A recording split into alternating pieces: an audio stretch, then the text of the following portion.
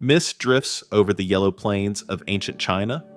From somewhere beyond the hills, a bronze drum echoes, slow and deep, like the heartbeat of an empire that has forgotten its rhythm. The sun rises through the haze, touching curved rooftops and flooded fields, yet beneath this calm, the world is coming apart. It is the spring and autumn period, an age of fractured kingdoms and restless hearts.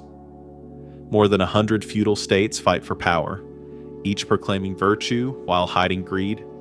Kings betray their allies, soldiers burn villages, peasants bow to survive.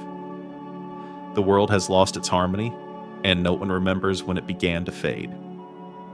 Among these broken lands walks a man in coarse linen, carrying a scroll of bamboo slips bound by worn thread. He moves neither fast nor slow, his gaze steady upon the horizon. His name is Kongxu, Confucius. He was born in 551 BCE in the small state of Lu, to a family too poor to matter and too proud to surrender. His father, once a warrior, died when the boy was 3.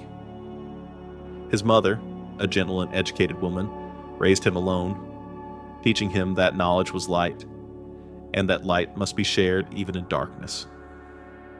In the dim glow of an oil lamp, the child learned his first lesson, that goodness begins in the smallest acts. As a boy, Confucius rarely joined the other children in their games. He preferred to sit at the crossroads and watch. He studied how merchants argued, how neighbors quarreled, how they laughed a moment later as if anger were never real.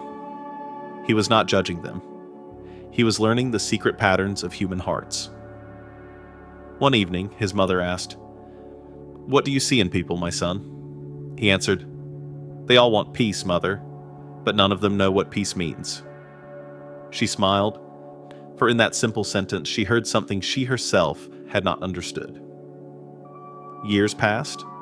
Confucius read ancient texts, learned rituals and music, memorized poems and laws.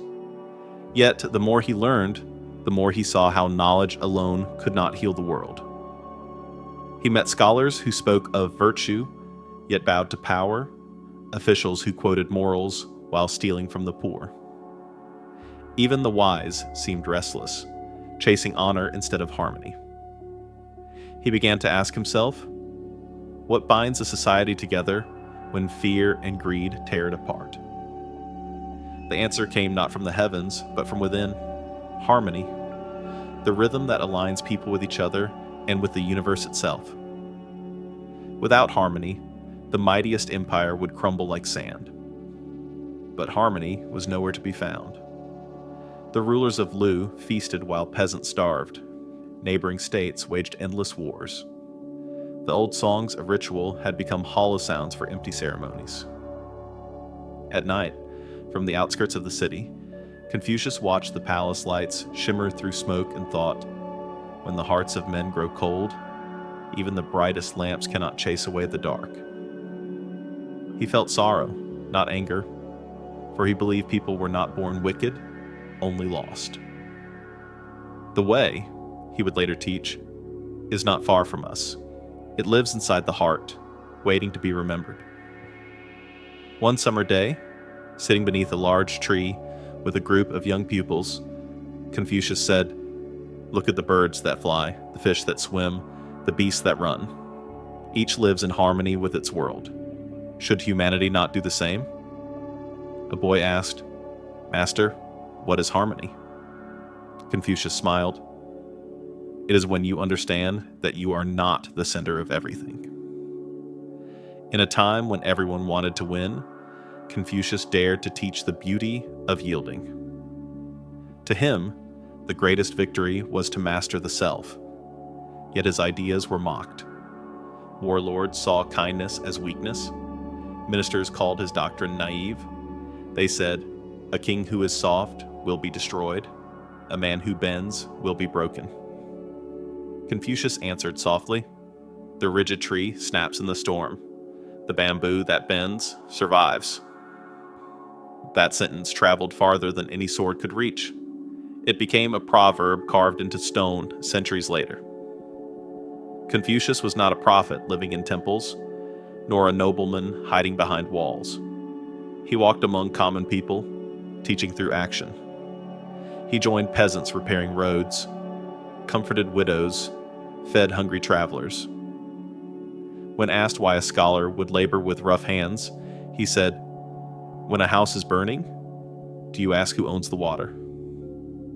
His philosophy was not about escaping the world, but redeeming it, one small kindness at a time. He began to see himself as a thread, connecting what was lost, the forgotten virtues of loyalty, respect, and compassion. He believed harmony did not mean everyone must be the same. Instead, it was the blending of differences, like a melody where high and low notes create beauty together. If all instruments played one tone, he told his students, there would be no music at all. Harmony, then, was not silence. It was the balance of opposites, the art of listening, of yielding without losing one's core. During his early teachings, he quoted ancient texts, the Book of Songs, the Book of Rites, but he spoke of them as stories, not commandments. The man who truly learns, he said, is not the one who remembers many words, but the one who can make a child smile with kindness. Some of his listeners wept, not from sorrow, but from recognition, because they realized how far they had drifted from what they once knew to be right. To Confucius, the chaos of his age was a lesson. Humanity had lost its equilibrium. People knew how to kill, but not how to forgive, how to speak, but not how to listen, how to conquer, but not how to care. He would look at the sky and wonder, if heaven and earth move in harmony, why do men choose to fight against it? From that question grew his lifelong quest to restore the harmony between heaven, earth, and humankind. Harmony was not a goal to chase, but the natural state when one lives according to virtue, gentle like water, steady like the wind. And so, in the fading light of an afternoon, the image of Confucius stands upon a hill overlooking the city of Lu. The roofs below shimmer gold in the sunset. Smoke curls upward from the homes of farmers. The air carries the faint toll of a temple bell. He whispers to himself, the world is not lacking in clever minds, it is lacking in kind hearts. A soft breeze rustles through the grass, scattering leaves at his feet. In that quiet moment, he understands that harmony is not an idea, but a living presence, a rhythm that breathes through every mountain, every river, every human soul. And so begins his journey, the long, humble pilgrimage to teach humanity how to live once more in tune with the world. The rain had come to Lu, soft, persistent rain, the kind that blurred the mountains and silenced the fields. The roads turned to mud, and the markets emptied. In a small house with a leaking roof, a young Confucius sat by a flickering oil lamp, copying ancient verses onto bamboo slips. The ink bled slightly with each drop that fell through the cracks above him, but he didn't mind. For him, learning was a form of prayer. He believed that every word the ancients had written was a fragment of a greater harmony, a song the world had forgotten how to sing. His mother would sometimes find him still awake when dawn came. "Rest, my son," she would whisper. He would smile faintly. "Mother, the world outside never sleeps.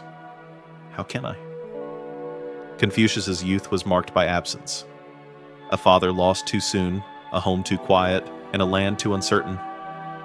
But in those silences, something stirred. A hunger not for wealth or power, but for meaning. He worked as a lowly clerk, measuring grain and tending livestock for the state. The pay was small, but the lessons were vast. From farmers, he learned patience. From merchants, he learned fairness.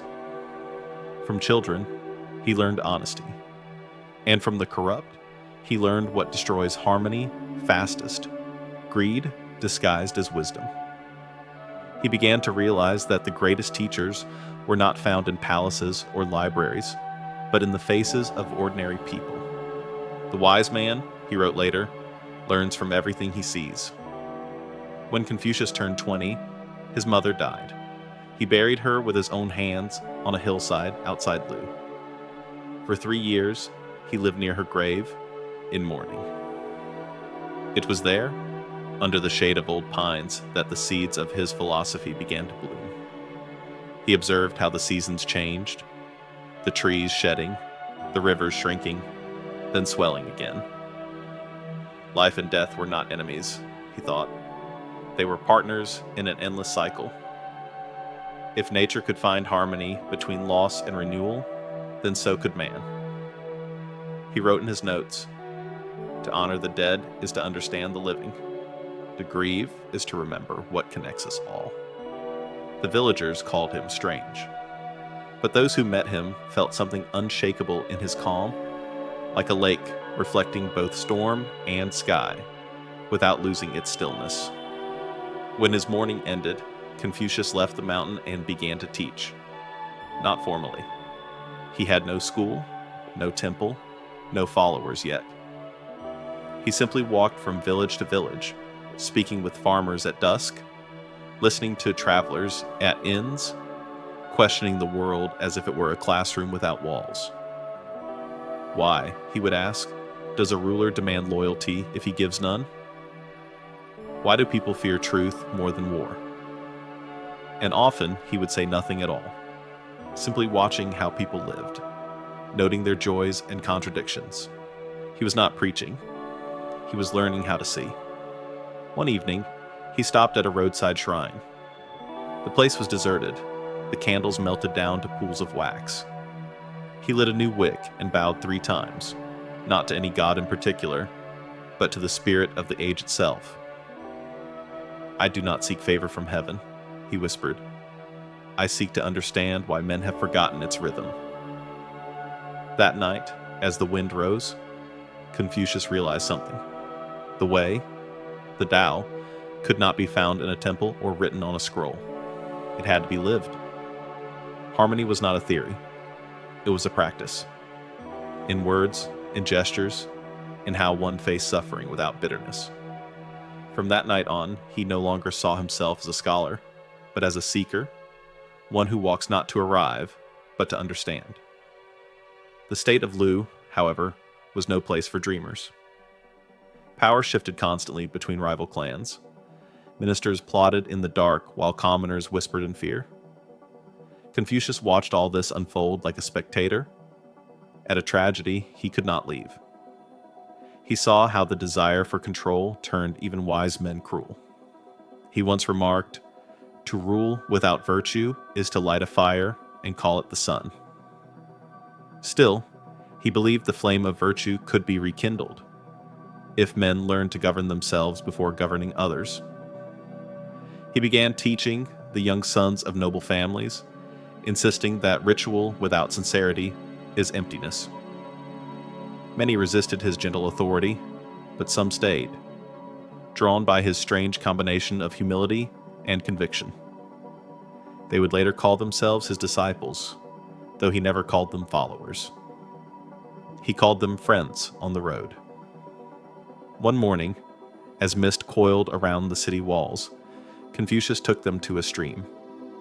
He pointed to the water and said, "Do you see how it moves? It never stops. It bends around stone, flows under bridges, yet never loses itself." "Master," one asked, "why are you showing us water?" Confucius smiled. "Because that is what harmony looks like. Strength in motion, peace in persistence." He threw a pebble into the stream. Ripples spread outward, touching every leaf and reflection. "So too," he said, "does one act of goodness reach farther than we see." The students were silent. In that silence, the way became visible, not in words, but in feeling. Over the years, his circle grew. Some came out of curiosity, others out of despair. They expected a prophet. They found a man who listened. Confucius never claimed to possess divine truth.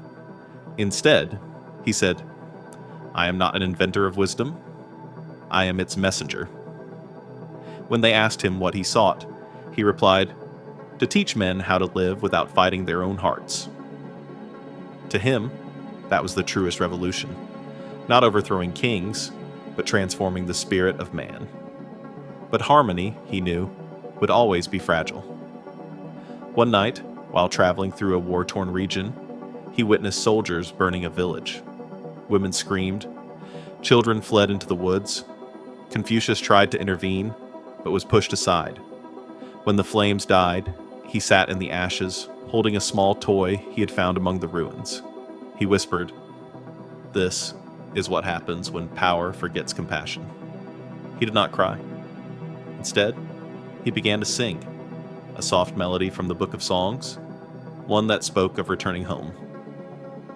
The soldiers who heard it paused. For a brief moment, they were children again. That night became legend, the night the sage sang to silence violence. From that day, his purpose deepened. He began to see his mission not as teaching philosophy, but as healing memory, reminding people of a truth they once knew before the world hardened them.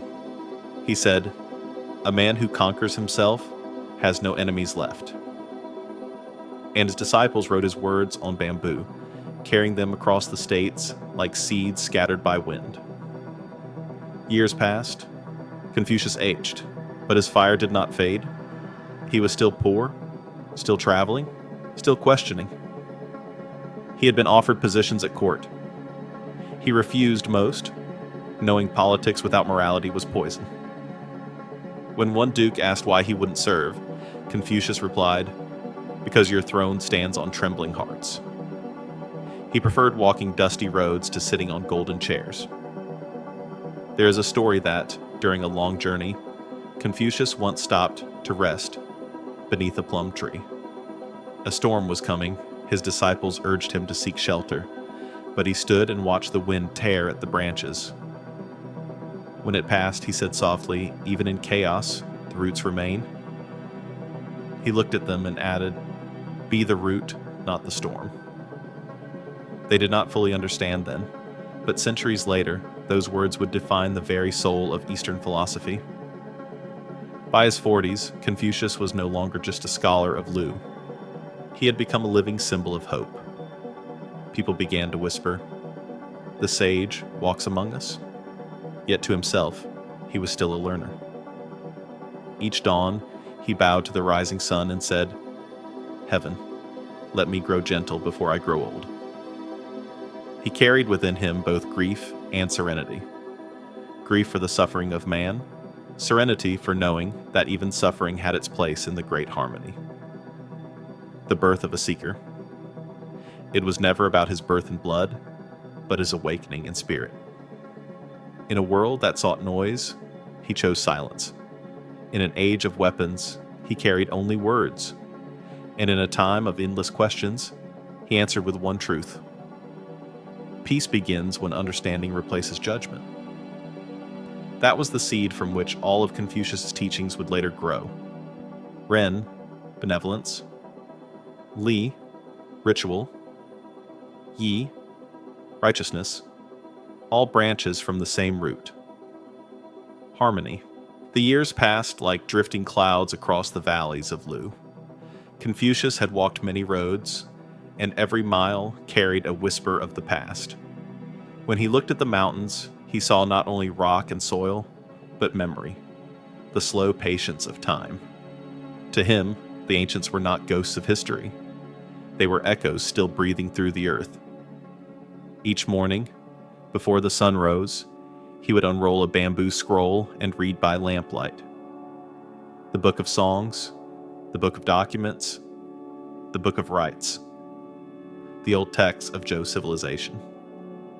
Their words were faded, their meanings forgotten by most. Yet to Confucius, they were not relics. They were living conversations. The ancients spoke in symbols, he once told his pupils. But symbols are not cages, they are doors. When you open them, you do not find rules. You find reflections of your own heart. At that time, the state of Lu was small, hemmed in by larger kingdoms. Its rulers spoke of virtue, but practiced suspicion.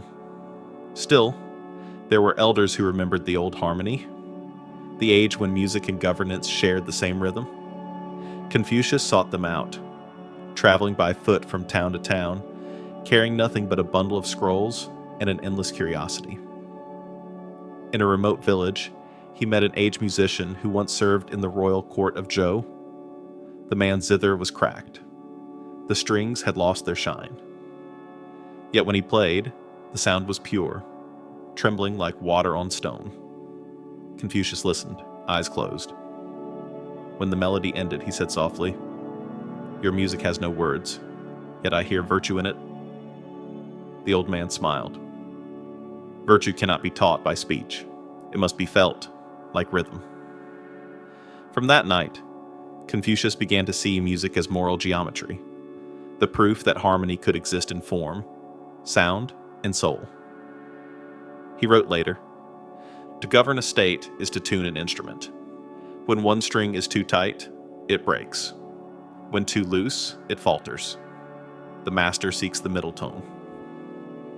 When the harvest season ended, he visited the archives of Lu, a dim hall filled with dust and silence. There he studied the decrees of past kings, the ceremonies of ancestors, the chronicles of triumph and loss. He noticed how every age repeated the same pattern: order born from chaos, and chaos returning when pride replaced humility. "History," he murmured, "is not a river flowing forward. It is a wheel that turns until men learn." He copied entire passages by hand, not for memory, but for meditation. Each stroke of ink became a conversation with those who had long vanished.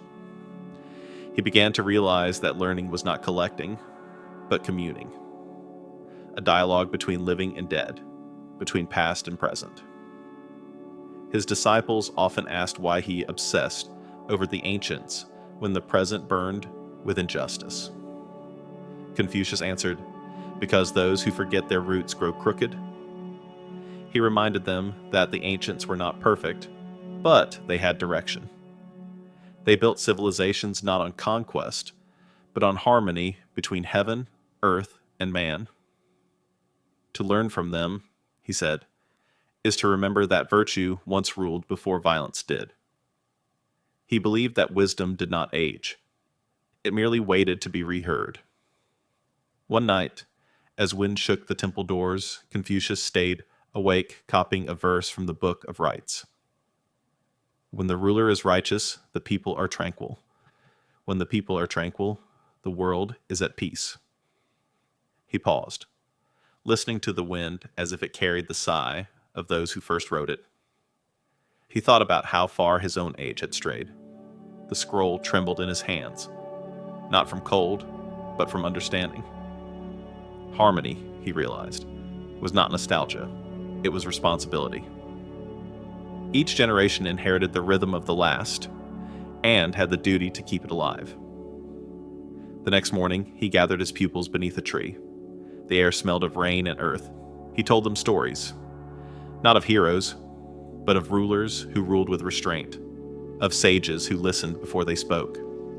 He spoke of King Wen of Zhou, who conquered not by arms but by benevolence, of Duke of Zhou, who served his nephew as a guardian instead of seizing the throne. These men were not flawless, Confucius said, but they understood something our age has forgotten, that true strength is self-control and true wisdom is patience.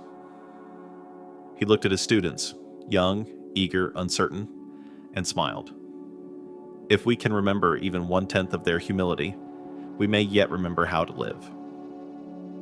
Over the following years, Confucius began shaping his own method of teaching. He never lectured, he conversed. When a pupil asked him a question, he often replied with another. "Master," one asked, "what makes a man noble?" Confucius replied, "What do you think?" The student hesitated. "Someone who never does wrong?" Confucius shook his head gently. "No, someone who, when he does wrong, learns." This became his creed. Learning as transformation. Knowledge without change was vanity. Change without reflection was blindness. Sometimes he walked alone into the countryside, reciting poems from the Book of Songs. Farmers would hear his voice rising over the fields, steady and calm. They said the sage spoke to ghosts. In truth, he was speaking to time. To him, poetry was not escape. It was the bridge between emotion and ethics. In its rhythm, he felt the pulse of humanity. He once told his disciples, "A man who cannot feel beauty cannot understand goodness." The ancients wrote poems not to decorate speech, but to train the heart to be gentle. Thus, learning from the ancients meant more than memorizing. It meant reawakening the senses that civilization had dulled. But not everyone approved. At court, the ministers of Lu mocked him. They said, "He digs up the bones of the dead while the living starve." Confucius replied calmly, "If the living remembered the dead, they would not starve." His defiance was quiet, but it frightened those in power, for they sensed his ideas might outlast their thrones. Still, he did not seek rebellion. He sought restoration. He dreamed of a world where leaders read before they ruled, where ceremony was not a mask, but a mirror of sincerity. One evening, as the sun set blood red over the fields, Confucius stood with his students by the river. The water glowed like molten bronze. He said, "I have read 1,000 pages, yet the river teaches more. It flows without pride, nourishes without demand, and moves onward without regret." He turned to them and asked, "What does the river remind you of?" One answered, "Of time." Another said, "Of destiny." Confucius smiled faintly. "Of harmony," he said, "for the river does not argue with the mountain, it finds its path around it." That became one of his most enduring metaphors. Harmony is not conquest, but coexistence. Later, when he compiled his teachings, he wrote, "The ancients studied to improve themselves. Men today study to impress others." He feared that knowledge had become decoration, an adornment for vanity rather than a tool for virtue. To counter this, he introduced 3 disciplines: reflection, to examine oneself each day; ritual, to remind the body of respect; music, to restore balance to the spirit. Together, they formed the foundation of what he would later call Li, the art of living in tune with the world. There is a story from this period. One evening, after a long day of teaching, a student named Yan Hui found his master staring at a candle. "Master," he asked, "what are you thinking?" Confucius replied, "This flame, it does not boast of its light, yet it dispels darkness. So should a man of virtue live." He blew out the candle and sat in silence, content with the lesson that required no words. Confucius's reputation began to spread beyond Lu. Scholars from other states came to test his wisdom, warriors to debate him, and peasants to seek advice. He welcomed them all, saying, "From 3 people walking together, I always find one teacher." To him, every encounter was education. Even fools taught him patience. Even enemies taught him restraint. He recorded nothing for glory. He taught because teaching was how harmony moved through him. Like wind through bamboo, wisdom needed no ownership. In time, his disciples began compiling his sayings. They called the collection Lun Yu, the Analects, but Confucius laughed when he first heard of it. "Do not build monuments to me," he said. "Build bridges to each other." He wanted his words to breathe, not fossilize. He warned them, "If you quote me without understanding me, you will turn music into noise." To learn from the ancients, he insisted, was to keep their voices alive, not trapped in ink. The air above Lu was heavy with dust and ash. War drums beat beyond the northern hills, their echoes rolling like thunder across the plains. Villagers spoke in whispers now, and every night new smoke rose on the horizon. The world that Confucius had spent years studying was tearing itself apart. He had believed that learning from the ancients could mend the present, that the virtues of old might still guide the living. But as he walked through markets filled with beggars and soldiers, he began to wonder if wisdom alone could survive hunger and fear. "When the stomach is empty," he murmured, "the heart forgets virtue."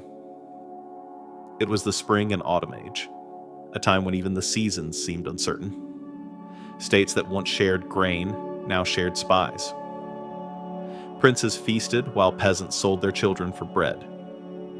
Temples crumbled, their bells silent under soot. And in the great halls of rulers, music had been replaced by the clatter of armor. Confucius saw it all with quiet despair. He was not angry. Anger would have been too easy. He was saddened by how far humanity had drifted from the rhythm of heaven. "The stars still move in harmony," he said to his disciple Zelu, "but men, who walk beneath them, have forgotten the pattern." When he served briefly in the court of Lu, he witnessed corruption firsthand. Petty officials sold justice to the highest bidder. Royal cousins schemed over land and concubines while the granaries emptied. Confucius tried to speak of moderation, of the duty of rulers to serve as fathers to their people, but his words fell like rain on stone. At a banquet one evening, he watched the Duke of Lu raise a golden cup while slaves knelt barefoot nearby. The Duke toasted, "To peace in our time." Confucius bowed slightly and answered, "Peace cannot be drunk. It must be planted." The hall went silent. He knew then that his time at court would be short. He left Lu with a handful of followers and wandered the borderlands. The roads were lined with refugees, families pushing carts of broken pots and faded memories. He gave away most of his food, saying, "What good is fullness when the world starves?" In every village, he listened more than he spoke. From a farmer beaten by tax collectors, he learned endurance. From a mother who buried her child, he learned grief. And from the silence of exhausted men, he learned that despair is the loudest cry of all. He began to see that the world's disorder was not born of ignorance, but of forgetting. Forgetting that power exists to serve, not to devour. One evening, after days without rest, he camped near a battlefield recently abandoned. The earth still smelled of blood and iron. He sat among shattered helmets and said to his disciples, "The ground remembers every footstep, but men forget every death." He picked up a rusted sword, examined the edge, and added, "Weapons are easy to forge, wisdom is not." Then he placed the sword upright in the soil and bowed to it, not in reverence, but in mourning. To his followers, these travels felt aimless. "Master," they asked, "if the world refuses your teaching, why continue?" He smiled faintly. "Because the way is not a bargain. It must be walked whether others follow or not." In their eyes, he was a philosopher. In his own, merely a student of humanity's mistakes. He rode at night by the light of fireflies, recording the contradictions he saw. Those who speak of peace prepare for war. Those who praise virtue fear the virtuous. Those who pray to heaven forget the earth beneath their feet. In a remote mountain village, he met a hermit who laughed when he heard the name Confucius. "The world is too noisy for harmony," the hermit said. "Why try to teach pigs to sing?" Confucius answered gently, "Because the song is not for the pigs. It is for those who listen in the distance." The hermit stared, then laughed again, softer this time. "You are mad," he said. Confucius bowed. So was every man who refused to give up on goodness. The wars grew closer. States devoured states. Kings vanished overnight. In one siege, Confucius and his companions were trapped for days, with no food. His disciples despaired, but he continued to read aloud from the Book of Songs, his voice thin but steady. Zigong protested, "Master, how can you read poetry when we may die tomorrow?" Confucius replied, "Because if death silences our virtue, then the world wins twice. That night, when rain finally fell, his followers wept, not from hunger, but from the strange peace his words brought. Years later, people would say that Confucius survived because heaven protected him. But he knew the truth. He survived because he refused to stop believing that order was possible. Even as empires crumbled, he saw patterns hidden in the chaos, like constellations glimpsed between clouds. He began to realize that disorder itself was the teacher. Without the darkness of his age, he might never have understood what harmony truly meant. When the world is upright, he wrote, virtue is a habit. When the world is crooked, virtue must be a choice. One winter, he visited the ruins of an old temple destroyed by soldiers. Snow covered the broken statues.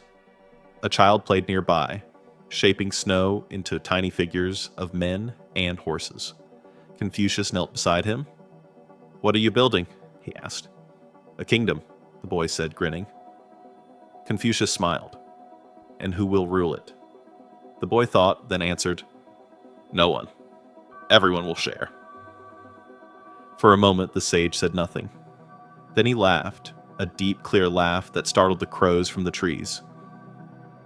"Perhaps heaven still speaks," he whispered, "only through mouths too young to lie." He recorded that moment in his journal. Even amid ruin, the seed of harmony hides in innocence. It was then he began shaping his great principle, that goodness cannot be enforced, only inspired. That order built on fear collapses the moment fear fades. Real peace must grow from within, like roots unseen beneath the soil. He started to call this vision the word for harmony, balance, concord. To him, it was not mere agreement, but resonance. A moral vibration that could make hearts align as strings do in a well-tuned instrument. When he finally returned to Lu, the court was unchanged. The same quarrels, the same greed. But something within him had transformed. He was no longer frustrated, he was serene. He had seen the depth of chaos and no longer feared it. For he now understood. Harmony has meaning only in the presence of disorder. That night, he told his students, "A wise man does not curse the storm. He learns to sail." He explained that heaven uses turmoil as its forge, shaping souls as fire shapes metal. The world, he said, is the anvil upon which virtue is hammered. His students sat in silence, the firelight flickering across their faces. Outside, the wind howled through the streets like a wounded beast, but inside, they felt a strange calm. Not long after, a messenger arrived from another state, offering Confucius a position as royal advisor. The ruler sought to restore harmony, or so he claimed. Confucius listened politely, then asked one question. "Does your ruler wish for harmony or obedience?" The messenger faltered. "Are they not the same?" Confucius smiled sadly. "Only to those who have never heard real music." He declined the offer and returned to teaching. For he had learned that power cannot create harmony. Only people can. Toward the end of that turbulent decade, a rare eclipse darkened the skies over Lu. People panicked, beating drums to scare away the dragon they believed was devouring the sun. Confucius watched quietly, then said to his disciples, "They do not understand that heaven's silence is not punishment. It is a reflection." He saw in that moment a symbol. The eclipse was not the end of light, but its concealment. Proof that even the brightest truths can be hidden, yet never destroyed. He wrote, "Harmony is the faith that the sun still shines behind the shadow." The year was drawing to its end. The wind over Lu had grown sharp, carrying dust from distant wars. From his small study, Confucius could hear the noise of soldiers training in the courtyard below. Iron against iron, the rhythm of fear disguised as discipline. He closed his scroll and whispered, almost to himself, "They learned to strike, but not to listen." He looked out toward the hills, where smoke rose from another battle. For months he had wandered among the courts of princes, offering counsel none wished to hear. Everywhere he went, he found the same disease: rulers obsessed with order, yet ignorant of balance. They thought peace could be forced, like a nail driven into wood. Confucius had seen enough blood to understand that violence creates silence, not harmony. He began to speak of he, harmony, as the highest law of existence. Not a peace born of fear, nor the quiet of obedience, but a living equilibrium. Heaven above, earth below, humanity between, each tuned to the same unseen chord. When a man's heart is calm, he said, the family is at rest. When families are at rest, the state stands firm. When the state stands firm, heaven smiles. To him, harmony was not luxury. It was the architecture of survival. One dawn, his disciples found him sitting beside a pond, tossing pebbles across the surface. The ripples crossed and blended, forming patterns that vanished as quickly as they appeared. "Master," Zilu asked, "why do you study water so often?" Confucius replied, "Because water teaches what swords cannot. It yields, yet shapes mountains. It reflects, yet hides nothing. It moves, yet never loses itself." He paused, watching the circles merge. This is harmony, the strength of gentleness. Confucius began teaching that the way of harmony was built upon three movements of the heart: compassion, ren, the inner warmth that binds man to man. Without compassion, rules rot into cruelty.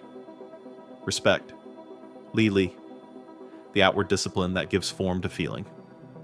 Without respect, compassion dissolves into chaos. Righteousness, yi, the courage to choose what is right over what is easy. Without righteousness, both compassion and respect become masks.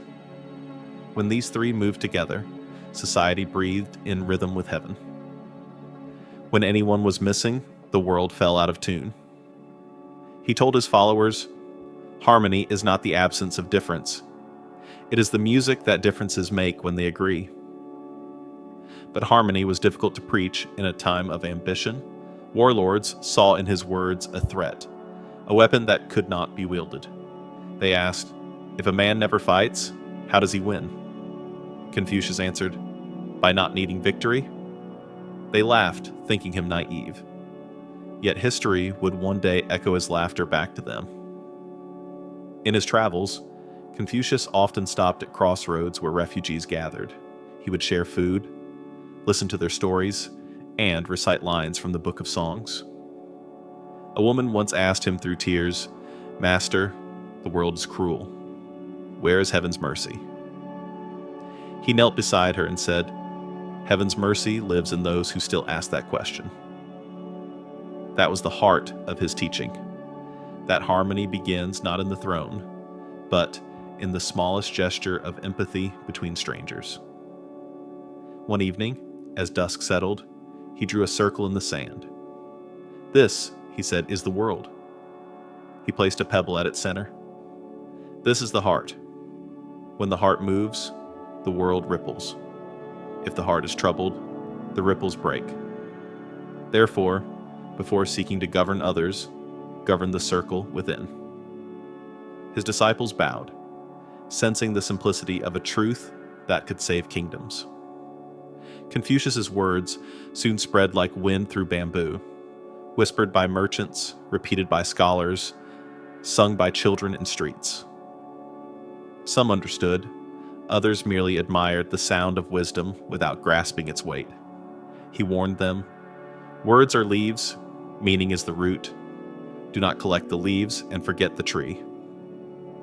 He feared that people would turn harmony into a slogan, not a practice. To him, virtue without inner work was like music without silence, noise pretending to be beauty. As his fame grew, so did the tests to his faith. The Duke of Qi invited him to court, promising reforms. Confucius arrived hopeful. At first, the Duke listened, nodding as the sage spoke of compassion, justice, and restraint. But when Confucius proposed reducing taxes and freeing unjustly held prisoners, the hall fell silent. A minister whispered, "Your words would empty the treasury." Confucius bowed. "Then the treasury is full of chains." He was dismissed by nightfall. Walking home under a cold moon, he told his disciples, "Do not despair. Even rejection is a teacher. The world resists harmony because it fears losing its noise." The next months were hard.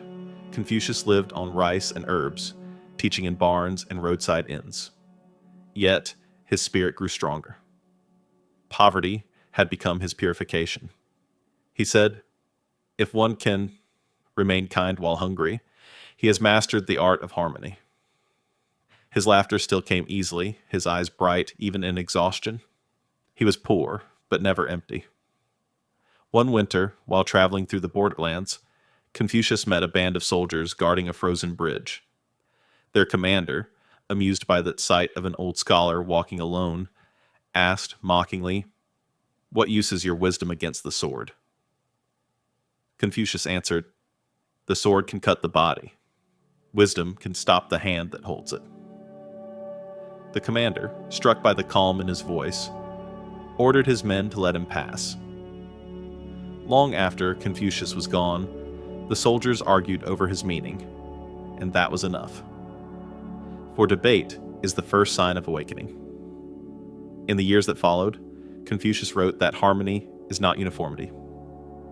When the lute and drum play the same note, the song dies. When they differ and yet blend, beauty is born. To him, a harmony was dynamic, a dialogue between difference and unity, between strength and softness, between heaven's order and man's freedom. He believed that the universe itself was built on such tension. Day yielding to night, rain feeding the sun-burnt earth, silence following thunder. If the cosmos could balance its opposites, so could humanity. He began organizing his thoughts into lessons, not for rulers, but for the ordinary person. Sweep your house before you advise the kingdom. Speak gently before you demand peace. Listen deeply before you command obedience. These were not decrees, but disciplines. He wanted every man and woman to become a small instrument of harmony, tuning themselves until society became an orchestra once more. At times, Confucius doubted whether his dream was too fragile for the world. Sitting alone beneath the stars, he confessed to Yan Hui, his most beloved student. "Perhaps the world is too loud for the song I carry." Yan Hui replied, "Then sing softly, master, so those who truly listen may hear." The old sage smiled, warmed by the truth that harmony does not need the crowd. It needs only the sincere.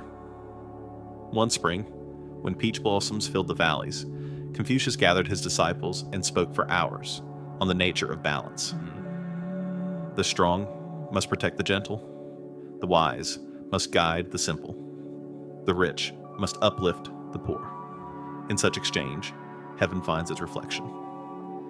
He compared society to the human body, each organ different, yet all sustained by the same blood. When one part suffers, all grow sick, he said. Therefore, heal each other. His words, though simple, carried the weight of prophecy. For centuries later, emperors would quote them to justify justice. But harmony, he taught, also required boundaries. Too much softness invites chaos. Too much hardness invites ruin. The river flows because its banks restrain it. He believed that rules were not prisons, but channels through which virtue could move. That was the paradox he loved most. Freedom made possible by restraint. Dawn broke over the hills of Lu, pale and soft like silk unfolding. The rain had stopped. The rivers that once raged through the valleys now moved gently, mirroring the sky. Confucius walked alone along the banks, his robe trailing in the damp grass. After years of wandering through war and hunger, he had come to understand the world's sickness, and now he sought its cure. He called that cure Ren. Ren human-heartedness. To him, Ren was not charity, nor pity, nor mere kindness. It was something deeper, the pulse of heaven beating within the human chest. Ren, he said, is to love others as one would guard one's own life. It is to see in every face the reflection of one's own heart. Confucius believed that the decay of his age began when men forgot Ren, when kings ruled by fear instead of virtue, and when families valued wealth over warmth. Harmony dissolved like frost in the sun. Without Ren, ceremony became hollow, and law became cruelty. He told his disciples, without Ren, ritual is hypocrisy. Without Ren, justice is revenge. Without Ren, wisdom is arrogance. He paused, letting the silence settle. Ren is the thread that ties them all together. One afternoon, he sat beneath a willow tree with his students. The air smelled of wet earth. He said, imagine a man standing in a storm, clutching gold to his chest. He believes the gold will protect him, but it is the tree that shields him. So it is with Ren, unseen, uncounted, yet it saves the world. His disciples nodded, though few understood the full weight of his metaphor. For Confucius, Ren was not about perfection. It was about connection, the invisible web that linked all hearts, from emperor to beggar, from father to son, from stranger to stranger. Once, a disciple named Zigong asked, Master, is there one word that can guide a man through life? Confucius smiled. Perhaps it is shu, reciprocity. Do not do to others what you would not wish done to yourself. That is the doorway to Ren. The phrase would echo through the centuries, finding new names. The golden rule, mutual respect, universal empathy. But to Confucius, it was simple humility, the ability to step outside one's own desire and see the world through another's eyes. He often said that Ren was both root and fruit of virtue. It began in the heart, but blossomed in action. Words of goodness are wind, he warned, but deeds of goodness are rain. So he taught through example. He shared food with the poor, bowed to elders, and spoke gently even to those who mocked him. When one of his rivals insulted him publicly, Confucius merely smiled and replied, If I return anger for anger, what difference lies between us? To his disciples, that moment became a parable, the strength of gentleness. He once told a nobleman, to govern a state without Ren is like playing music with broken strings. The nobleman frowned. Can compassion feed soldiers or defend borders? Confucius answered, a hungry man can still fight, but a heart without Ren cannot even live. The nobleman had no reply.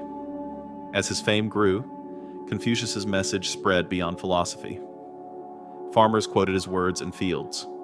Mothers repeated them to children. Even bandits were said to spare travelers who claimed to follow the sage of Lu. But he never claimed ownership of virtue.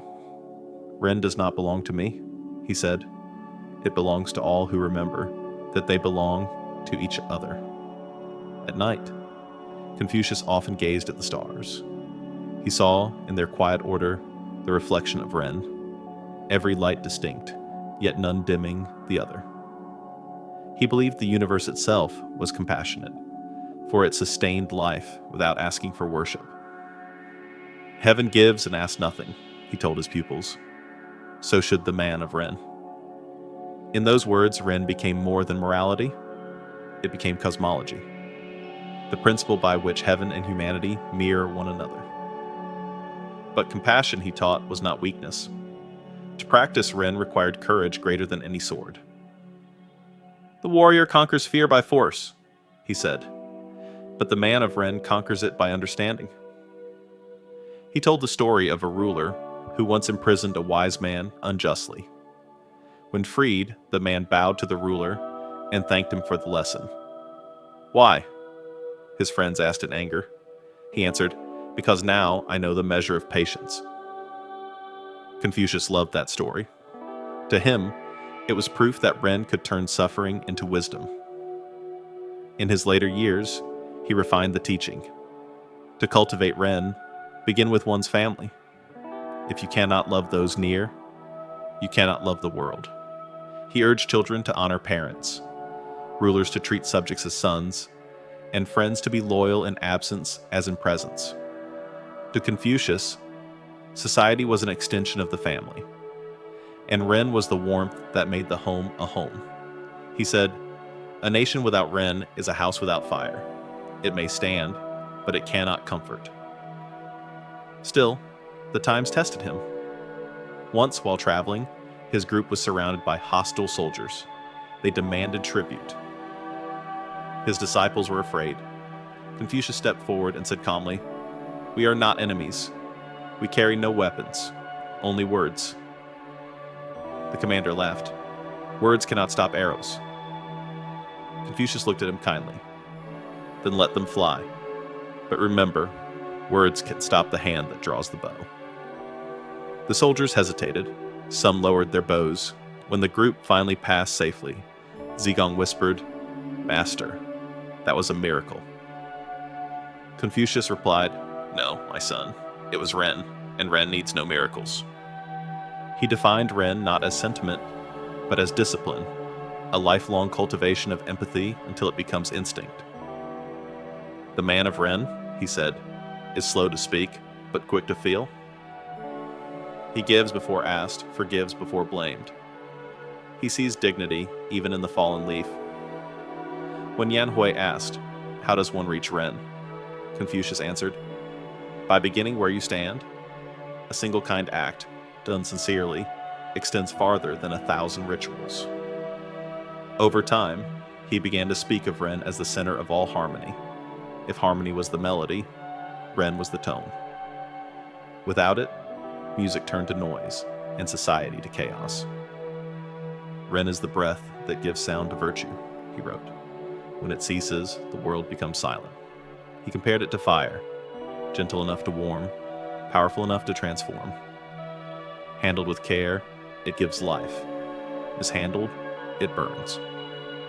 Thus, he taught moderation, love guided by wisdom.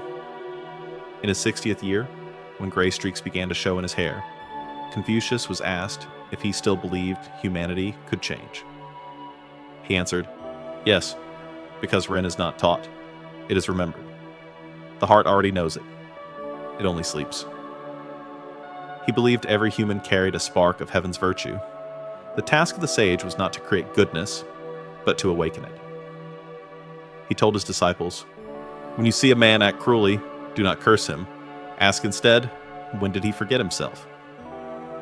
One summer evening, Confucius and his students came across a farmer struggling to rescue a lamb trapped in mud. Without hesitation, the old master waded into the water, lifted the animal, and smiled as it kicked free. His robe was soaked, his hair clung to his face, but his laughter filled the valley. "The lamb does not know who saved it," he said, "but heaven does." The disciples never forgot that moment. It became the living image of Ren, compassion without calculation. Ren, he taught, was not confined by faith or nation. It belonged to no religion, no tribe, no dynasty. The man of Ren sees the foreigner as brother, the enemy as teacher, and the poor as mirror, he said.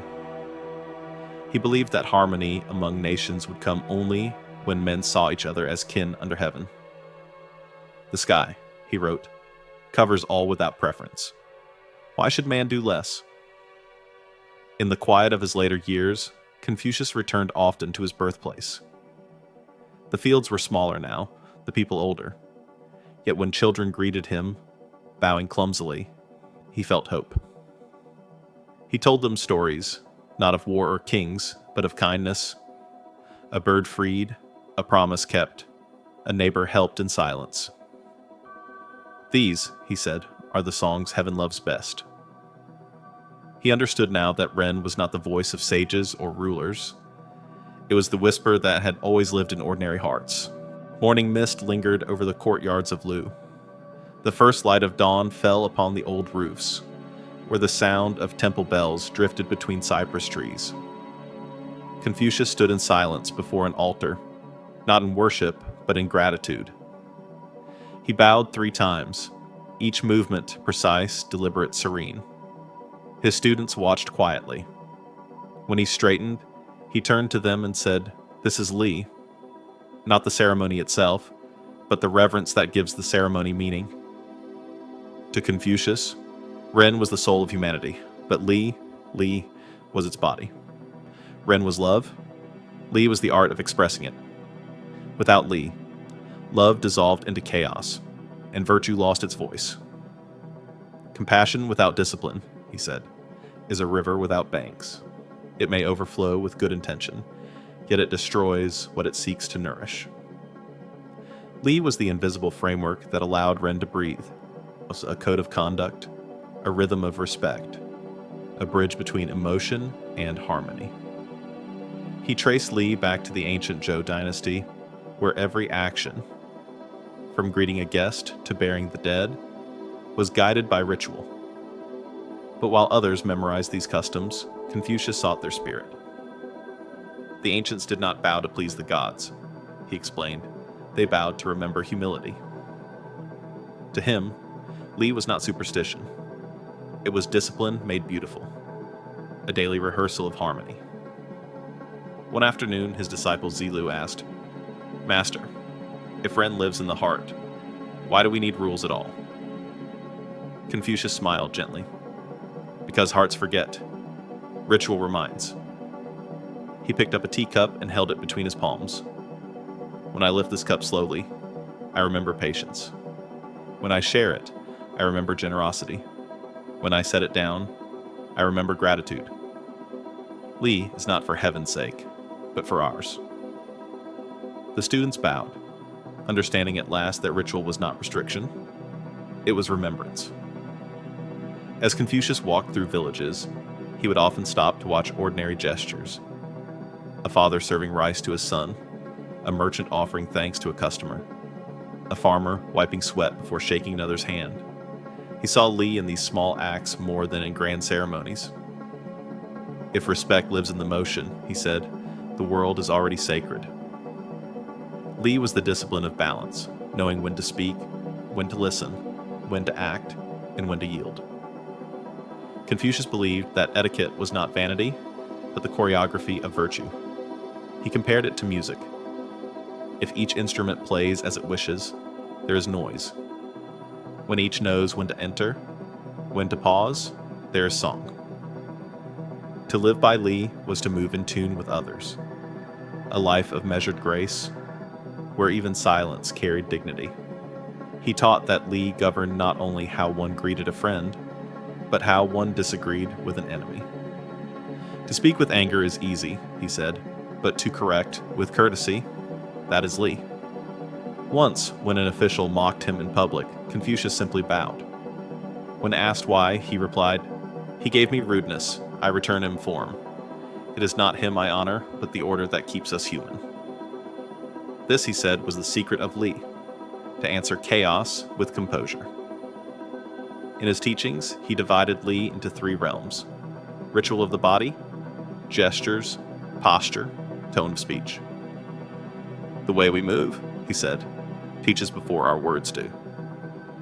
Ritual of society, roles and responsibilities between ruler and subject, parent and child, husband and wife, friend and friend. When each fulfills his part, he wrote, the world moves like a wheel. Ritual of the heart, the inward reverence that keeps the outer form sincere. Without heart, ritual is acting. Without ritual, heart is chaos. Together, these 3 made Li not a prison of manners, but an architecture of meaning, the scaffolding that allowed the soul to build upward. At dusk, he would often light incense and play the gushin. The music was simple, slow notes rising and fading into the air. When a disciple once asked why he played the same melody each night, Confucius said, "Because harmony is not found in novelty, but in constancy." Li teaches us that repetition is the mother of peace.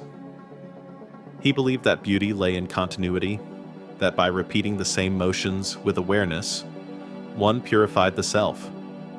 A bow was never just a bow, It was a prayer disguised as politeness. Yet Confucius warned that ritual without Ren became emptiness. He saw nobles performing elaborate ceremonies while exploiting the poor, priests chanting with hearts full of pride. He said, "They wear robes of virtue, but hearts of stone." That is not Li. It is theater. True Li, he insisted, must begin in sincerity. Better one honest bow than 1,000 hollow ones. He urged his disciples to make every act, however small, an act of intention. When you eat, be aware of gratitude. When you speak, be aware of tone. When you walk, be aware of those beside you. Every step, every breath. That is Li. Once during a journey, his group entered a village where no one observed manners. Children ran through temples. Elders were mocked in the streets. Confucius said nothing. Instead, he helped repair a broken shrine and swept its floor each morning. After several days, villagers began to greet him respectfully. By the week's end, they too had begun bowing before entering the temple. His disciples were astonished. "Master," they said, "you have changed them without a word." He smiled. They remembered what was never truly forgotten. That is the power of Li. In one of his later writings, he compared Li to the wind. When the ruler is virtuous, his virtue is the wind. The people are the grass. It bends in the direction the wind blows. To Confucius, etiquette was not oppression, but influence. A leader who moved with grace invited grace in others. Society did not need force. It needed example. He once said, "Command with punishment, and men obey out of fear. Lead with ritual, and they follow out of respect." But Li was not only for rulers. It was for every person who wished to keep peace within the boundaries of daily life. Confucius taught that even the smallest household could mirror the cosmos if its members practiced Li. When the son honors the father, heaven is at rest. When the friend keeps his word, the stars rejoice. He saw order not as hierarchy for power, but hierarchy for harmony, each part supporting the next, like strings in a lyre. There is an old story of Confucius at a wedding. When the groom entered carelessly, laughing too loudly, the master simply looked at him and said, "When joy forgets reverence, love loses its fragrance." The room fell silent. The groom bowed deeply and adjusted his robe. Confucius was not scolding. He was reminding them that even happiness requires balance. Li was not solemnity for its own sake, but the awareness that beauty lives in restraint. In his teachings, he linked Li with music, Yue. He said that just as rhythm brings unity to sound, ritual brings unity to society. When music and Li move together, he told his disciples, the world dances without chaos. He envisioned an age when rulers would govern through harmony instead of law, when justice would be sung, not shouted. It was a dream others called impossible. Yet Confucius knew that every great symphony begins as silence. When he grew older, he looked back on his life and wrote, "At 15, I set my heart upon learning. At 30, I stood firm. At 40, I had no more doubts. At 50, I understood heaven's will. At 60, my ear was attuned. At 70, I followed my heart's desire without transgressing Li." Those lines would become immortal, describing the journey of a man who had turned discipline into freedom. For Confucius, Li was not constraint. It was mastery. It was the art of moving through life without disturbing its balance. In his final years, when asked what kept him at peace, he replied, "I live between Ren and Li, between the warmth of the heart and the structure of the world. The one makes me human, the other makes me whole." He believed that Li transformed daily life into a form of meditation, that every greeting, every bow, every shared meal could be an offering to harmony itself. Night had fallen over the state of Lu. The moon hung pale above the city walls, its light tracing the quiet streets where the poor slept under the eaves of shuttered mansions. From his window, Confucius watched a procession of carriages roll past. Nobles returning from a feast, their laughter echoing in the dark. In the alley below, a beggar searched through refuse for scraps. The contrast pierced him more sharply than any sword. Li may teach us form, he whispered, but only Yi gives it justice. Yi, righteousness, integrity, the moral backbone of humanity. If Ren was the warmth of the heart, and Li the discipline of the body, then Yi was the conscience, the compass that pointed true when the world spun astray. Without Yi, he told his disciples, virtue is theater. Without Yi, harmony is cowardice. Without Yi, even kindness can become corruption. He believed that harmony must never be blind, that peace bought with silence was not peace at all. To Confucius, Yi was the courage to choose truth over convenience, even when that choice demanded pain. The world around him tested this ideal daily, when officials bribed judges, when rulers betrayed promises, when scholars sold their wisdom for comfort.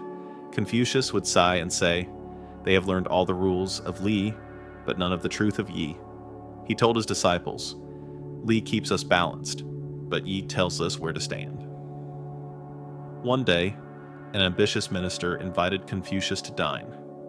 The man spoke of loyalty and order, of how a state must sometimes use deception for stability. Confucius listened silently, then placed his chopsticks down and said, "Deception is a seed that grows into thorns. When truth bleeds for stability, both the state and the soul decay." The minister laughed uncomfortably, but Confucius only bowed and added, "A crooked ruler cannot build a straight kingdom." To Confucius, Yi was not about punishment or revenge. It was about clarity, the ability to see the right path even when it costs comfort. "When you act," he said, "ask not what brings gain, but what brings balance." He warned that morality measured by reward was not morality at all. "The gentleman," he wrote, "understands what is right. The petty man understands what is profitable." That line would later echo through dynasties, repeated by emperors and rebels alike, each claiming to stand on the side of Yi, though few ever lived it. One winter, while traveling through a neighboring state, Confucius and his students came upon a field of corpses, the aftermath of a battle between two rival lords. The snow was red in patches. Ravens circled overhead. His students covered their faces, but Confucius knelt among the dead, bowing 3 times. "They fought for their masters," he said softly, "but not for righteousness. A man who dies for pride leaves only sorrow. A man who dies for Yi leaves light." He picked up a broken arrow and turned it between his fingers. Strength without Yi is destruction. Only the righteous blade cuts clean. As he continued his travels, the doctrine of Yi became his torch. He refused gifts from rulers whose wealth was stained by greed. He declined honors that compromised integrity. When a duke offered him gold for advice, he accepted only food for his disciples. "Gold blinds," he said, "but truth feeds forever." He was mocked for it, called stubborn, impractical, even foolish. Yet his calm never wavered. "The foolishness of virtue," he replied, "is wiser than the cleverness of corruption." Confucius believed Yi was not learned from books, but awakened through practice. He once told his disciples, "When your heart hesitates, choose what you would respect tomorrow." For him, righteousness was not abstract law. It was the dialogue between conscience and action. Each moment demanded its own honesty. Sometimes Yi meant speaking truth to power. Sometimes it meant holding silence to protect another's dignity. The challenge was knowing the difference. And that, he said, was the lifelong study of the sage. One evening, his student Zigong asked, "Master, Can a man be righteous and still fail? Confucius looked up at the stars. He may fail in the eyes of men, he said, but not in the eyes of heaven. Success is the reward of skill. Righteousness is the reward of the soul. He added, to live without Yi is worse than death, for it is to breathe without honor.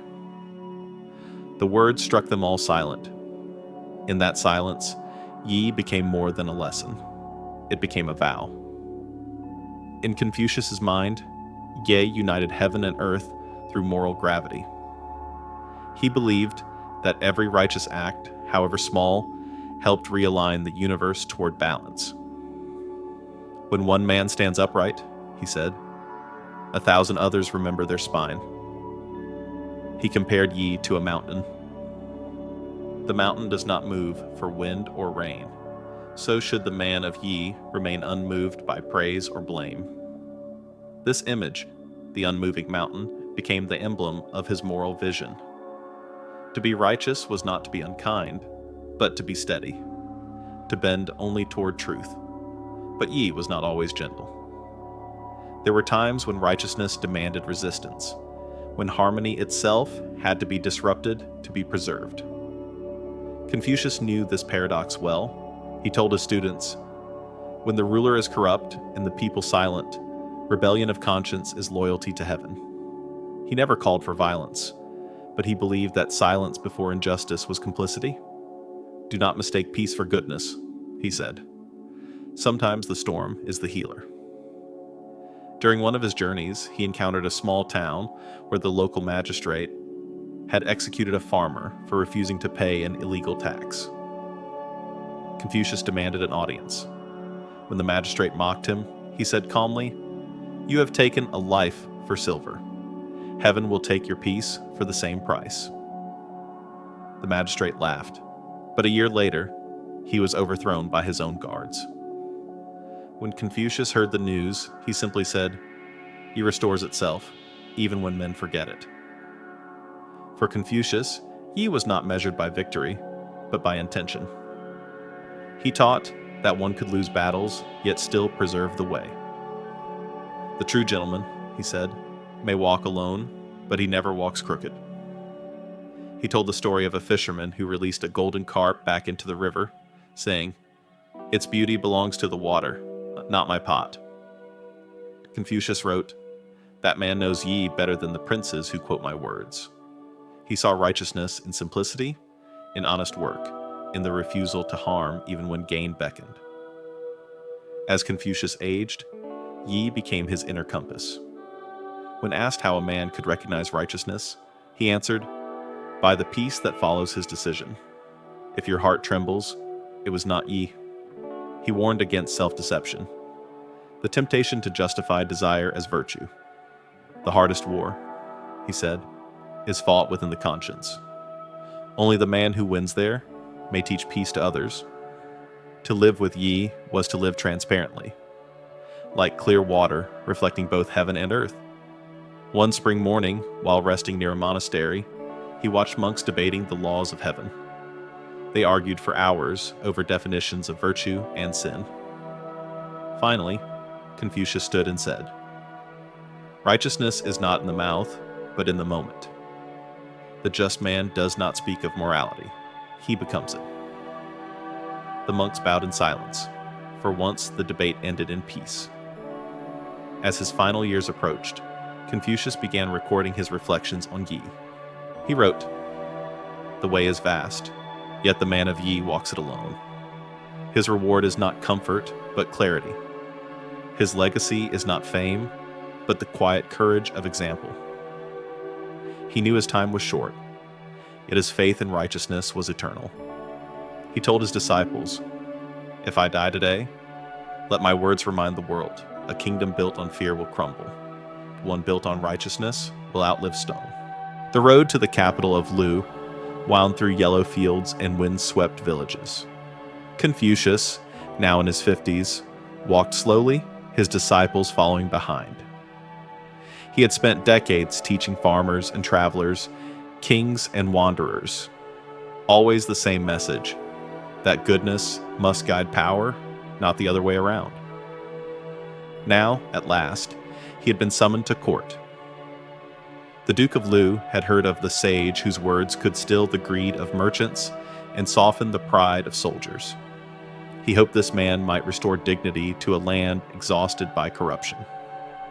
Confucius came not as a prophet, but as a servant of order, carrying with him nothing but his scrolls, his students, and a faith in the possibility of harmony.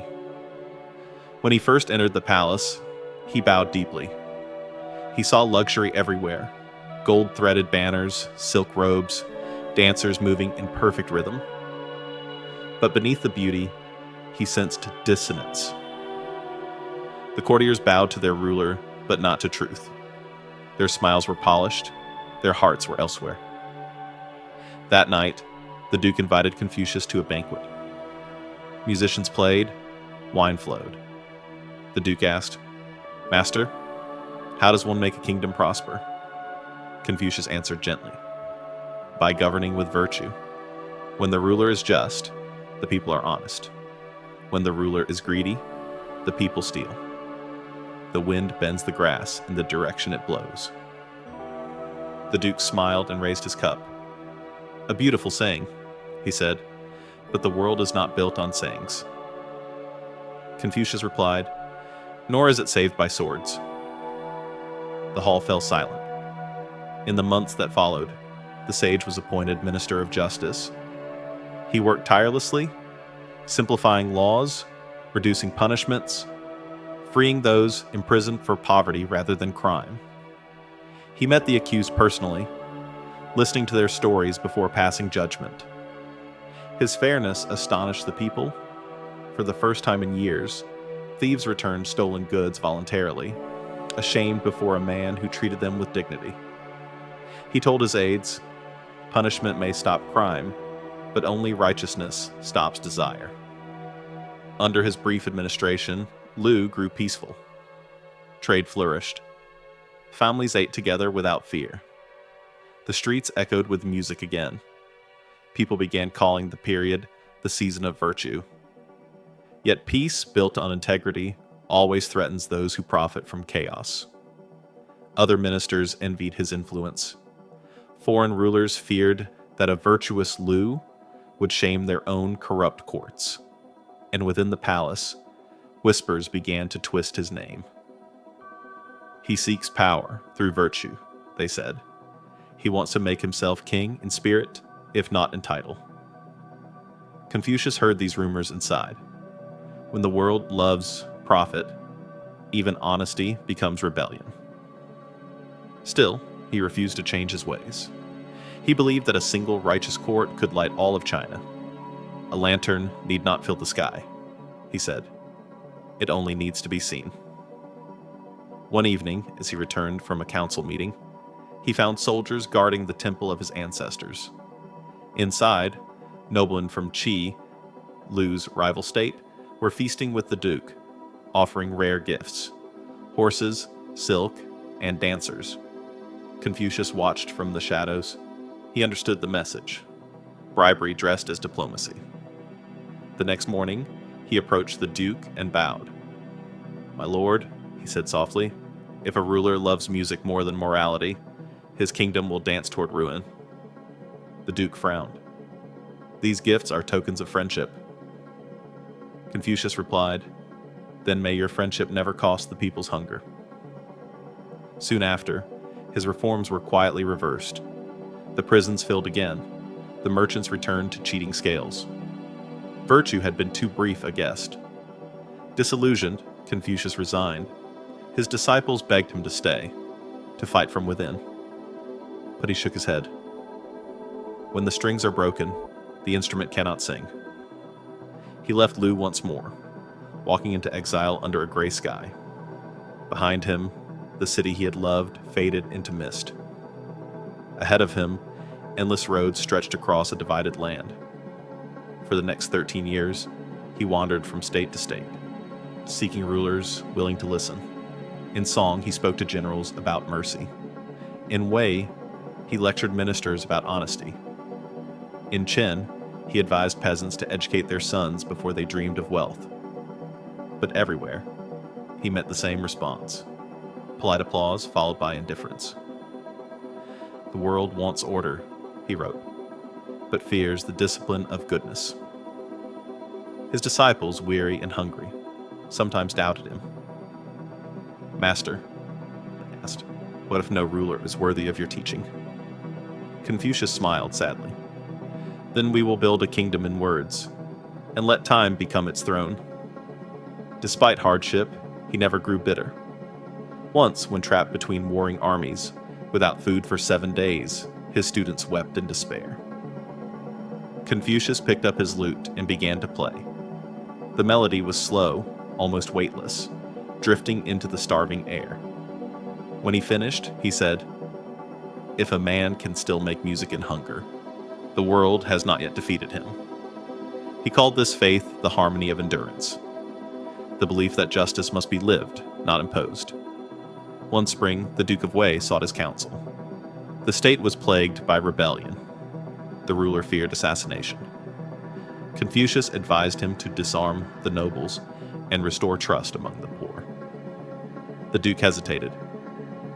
Would that not weaken me? Confucius answered, it would strengthen your people, and the strength of the people is the only fortress that never falls. The Duke turned away. Virtue does not fill the treasury, he said. Confucius bowed. Nor does greed fill the heart. He left the next day. As the years wore on, his journey became less political and more spiritual. He began to see that the dream of a just society could not be built by decree.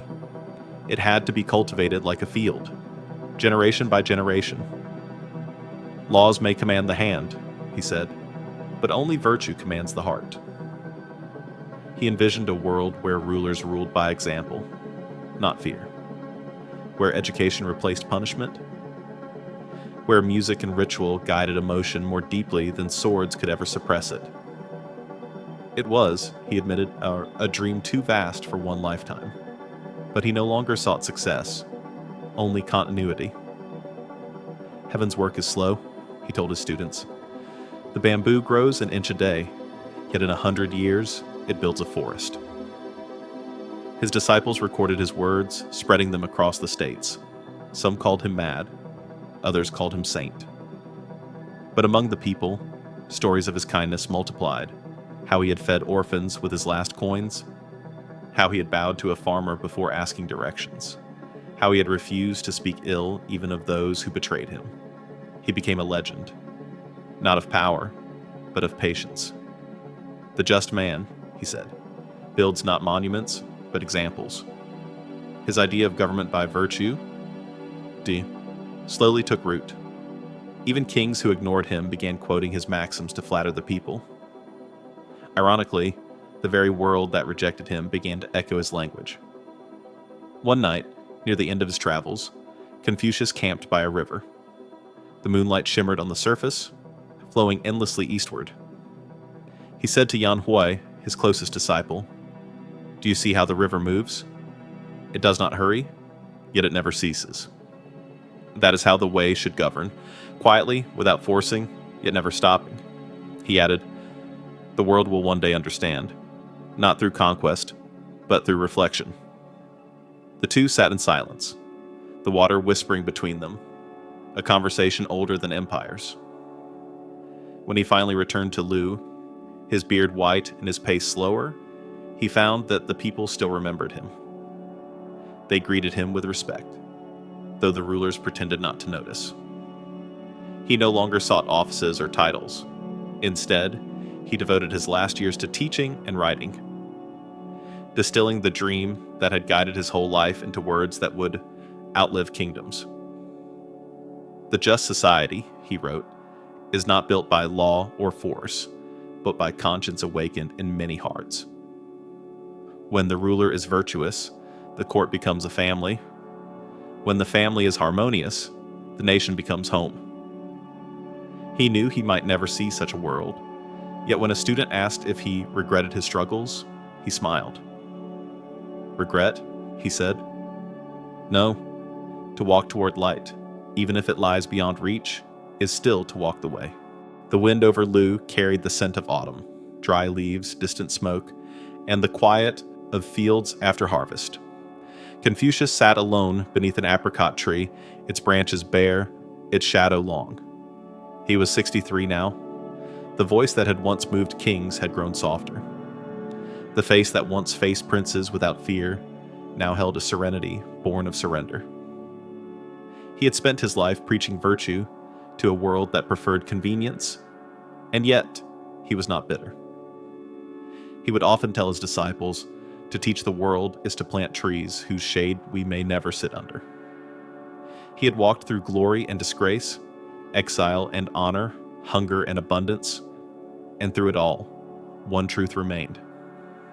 The way is not outside us. It lives within. In his later years, Confucius no longer sought rulers. He turned instead toward the quiet labor of reflection, sorting through the decades of notes, poems, and sayings he'd gathered. He would wake before dawn, light a single candle, and write by its trembling glow. His disciples often found him murmuring to himself, revising one phrase again and again. When they asked why he labored so over a single sentence, he said, "Because a crooked word can mislead for 1,000 years." He was not writing for fame. He was sculpting meaning, chipping away at confusion until only clarity remained. Outside his home, the seasons continued their slow procession. Children played, soldiers marched, rulers schemed, life unchanged. And yet, within him, everything had changed. The man who once dreamed of reforming nations now sought to reform perception itself. He began to teach not how to rule others, but how to govern the mind. When you lose power, he told his students, you discover the freedom to be true. He realized that exile had been his greatest teacher. The rejection of men had revealed the acceptance of heaven. One evening, as the sun dipped below the hills, Confucius walked along the river. He stopped to watch the water shimmer with dying light. To his disciples, he said, "Do you see how the river reflects the sky, even as it flows away? So should the man of virtue reflect heaven, even as the world changes around him." He paused, eyes half closed. The water does not complain that it cannot climb the mountain. It finds another way. Perhaps that, too, is harmony. In that moment, they realized the sage had turned his gaze entirely inward. He no longer sought to shape the world, only to understand its nature. During those years, his small household became a refuge for wandering scholars and weary travelers. They came seeking answers and found instead questions. Confucius greeted each one the same way, with a bow, a smile, and silence before speech. When a man has spoken too much, he said, even truth grows tired. He would pour tea, listen, and respond with stories instead of advice. To the warrior who sought victory, he told of water wearing down stone. To the poet who feared obscurity, he spoke of flowers blooming unseen. To the ruler who envied immortals, he said, "The just man does not need eternity. His echo will suffice." But even a sage cannot escape sorrow. In his 66th year, death came to his dearest disciple, Yan Hui, the student he loved as a son. The boy had fallen ill, worn down by poverty and travel.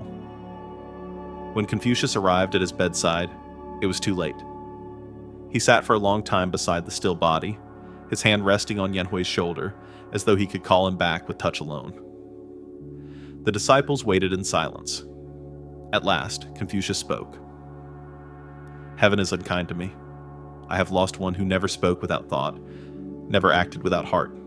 He ordered no grand funeral, only a simple mound of earth and a carved stone that read, 'Here lies one who understood before being taught.'" For days after, Confucius wandered the fields alone. When his students begged him to eat, he replied, "How can I eat when virtue has left my table?" Yet in time, even this grief softened into wisdom. He said later, "When we lose what we love, we learn the depth of Ren. Grief, too, is a teacher." As his body weakened, his clarity deepened. He began to see patterns that had once escaped him. How joy and sorrow, success and loss all belong to the same circle. He told his followers, "A man who knows heaven does not curse storms. He knows they cleanse what calm cannot." He looked back on the wars, the betrayals, the years of wandering, and thanked them all. "If the world had listened," he said softly, "I might have remained shallow, but the world's deafness made my heart listen deeper." His disciples recorded those words in trembling hands. One night, he dreamed of the old kings of Zhou, noble figures from the past whose virtues had once ruled the land. In the dream, they bowed to him and said, "Your work is not in vain. What you planted will bloom after 100 generations." He woke with tears in his eyes. "Even dreams," he murmured, "carry the voice of heaven." From that night on, he ceased to worry about legacy. He taught as though the world were already whole, as though harmony were not a goal, but a hidden truth waiting to be seen. He called his final lessons the mirror within. Each morning, he urged his students to look into water before speaking, to see their own reflection and ask, "Does my face carry peace?" "Before you move mountains," he said, "smooth your own reflection." He explained that the greatest revolution was not political, but personal. That every act of honesty, every gesture of compassion, every moment of restraint was a small turning of the cosmic wheel. "When one heart becomes clear," he said, "the world brightens by a breath." That is how heaven restores itself, not in thunder, but in whispers. Despite his failing health, he never stopped teaching. On cold nights, he wrapped himself in a thin cloak and spoke by candlelight until his voice broke. His disciples begged him to rest. He smiled. When a man walks the way, every breath is his rest. They would find him at dawn sitting by the door, watching the sun rise with eyes that seemed to see both the beginning and the end. "The sun rises," he said, "not because it is commanded, but because it is faithful. So too must the man of virtue rise, whether the world welcomes him or not." In the quiet of his old age, Confucius returned to the music of his youth. He played the gushan again, its strings worn and faint, but still pure. When asked what melody he played, he answered, "The song of harmony, unfinished, yet eternal." He would close his eyes and lose himself in sound, each note a prayer for a world that might one day awaken. Those who listened said that the music carried both sorrow and peace, like two rivers meeting at twilight. On his 70th birthday, his disciples gathered around him. They expected words of celebration. Instead, he said quietly, "At 15, I sought learning. At 30, I stood firm. At 40, I had no doubts. At 50, I understood heaven's will. At 60, my ear was attuned. At 70, I followed my heart's desire without transgressing the way." Then he smiled, a small, weary smile.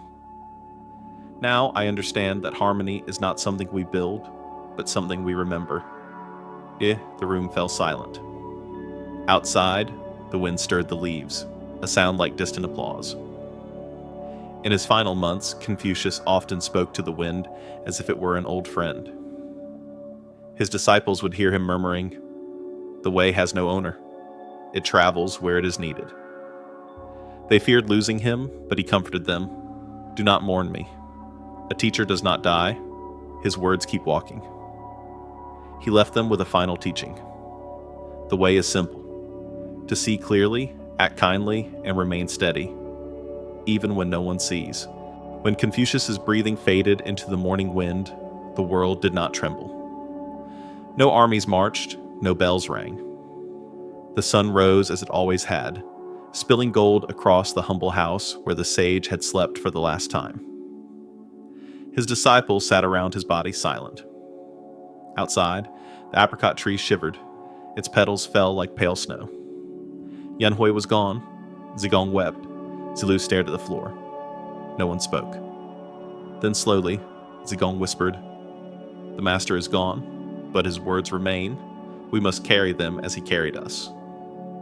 And so began the long echo, the age when memory became scripture. They buried him on a small hill by the river sea. No marble, no gold, only a mound of earth and a single stone carved with the characters, Jungni Drimu, the resting place of Jungni. Villagers came and placed reeds by the grave. Farmers bowed, children left wildflowers. None of them had read his books, yet they felt his gentleness lingering in the air. "He treated the small as if they mattered," an old woman said. "That is why the great will remember him." The disciples built a hut nearby and stayed for 3 years in mourning, as tradition required. But, even after the 3rd year, none could leave.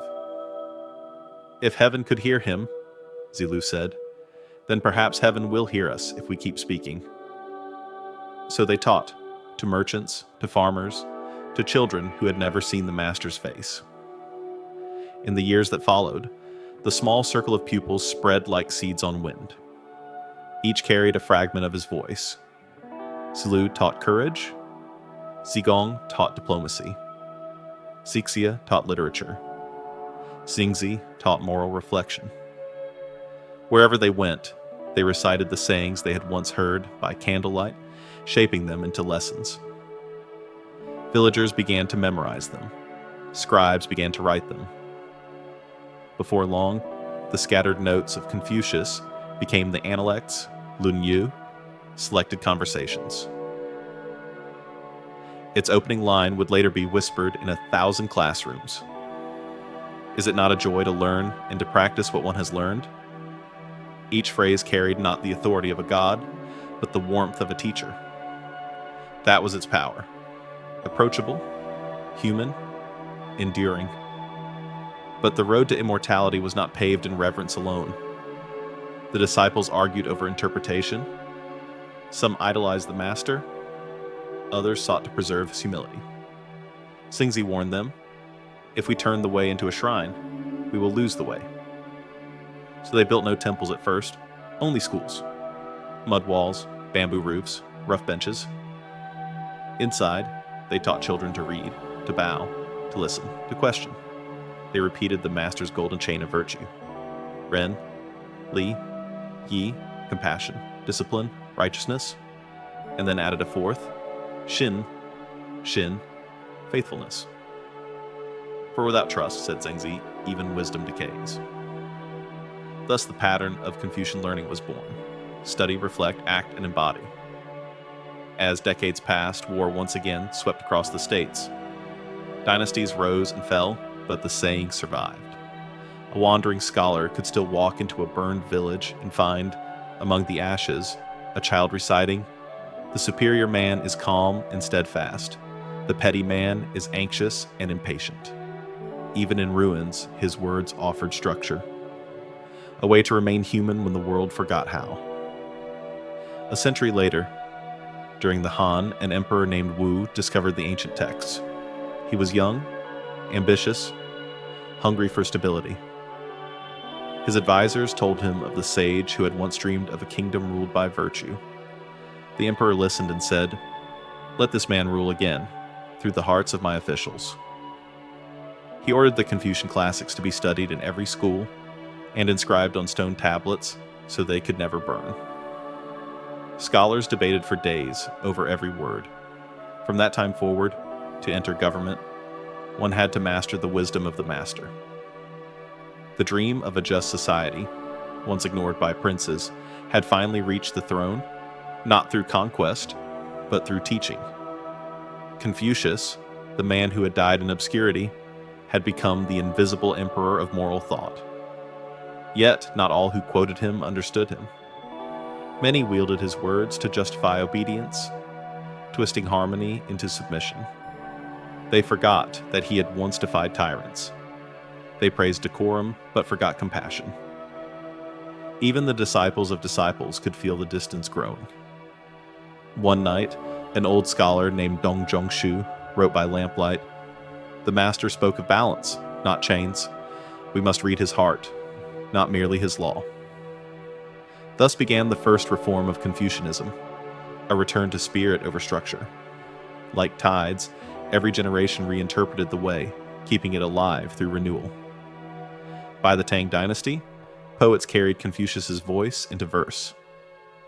Du Fu wrote, "Though the house of the sage is silent, his words light 10,000 lamps." By the Song, philosophers like Zhu Xi reassembled the classics into the 4 books, merging the master's moral code with the poetry of the Tao and the precision of reason. They built academies on mountain slopes where scholars debated not how to rule, but how to purify the heart. Each claimed to rediscover the essence of the old man from Lu, not through worship, but through introspection. To study the master, Juicy said, is to polish the mirror of one's mind until heaven can see itself again. And so, through reflection, the man who once walked barefoot through chaos continued to walk through centuries. The way crossed oceans. In Korea, he became the root of civil law. In Japan, a guide for samurai ethics. In Vietnam, the backbone of education. In distant Europe, Jesuit scholars carried his words to thinkers who would call him the Chinese Socrates. Voltaire praised his reason. Leibniz admired his harmony. Even in lands that had never seen the apricot blossoms of Lu, people began to whisper his insight. Do not impose on others what you would not have them impose on you.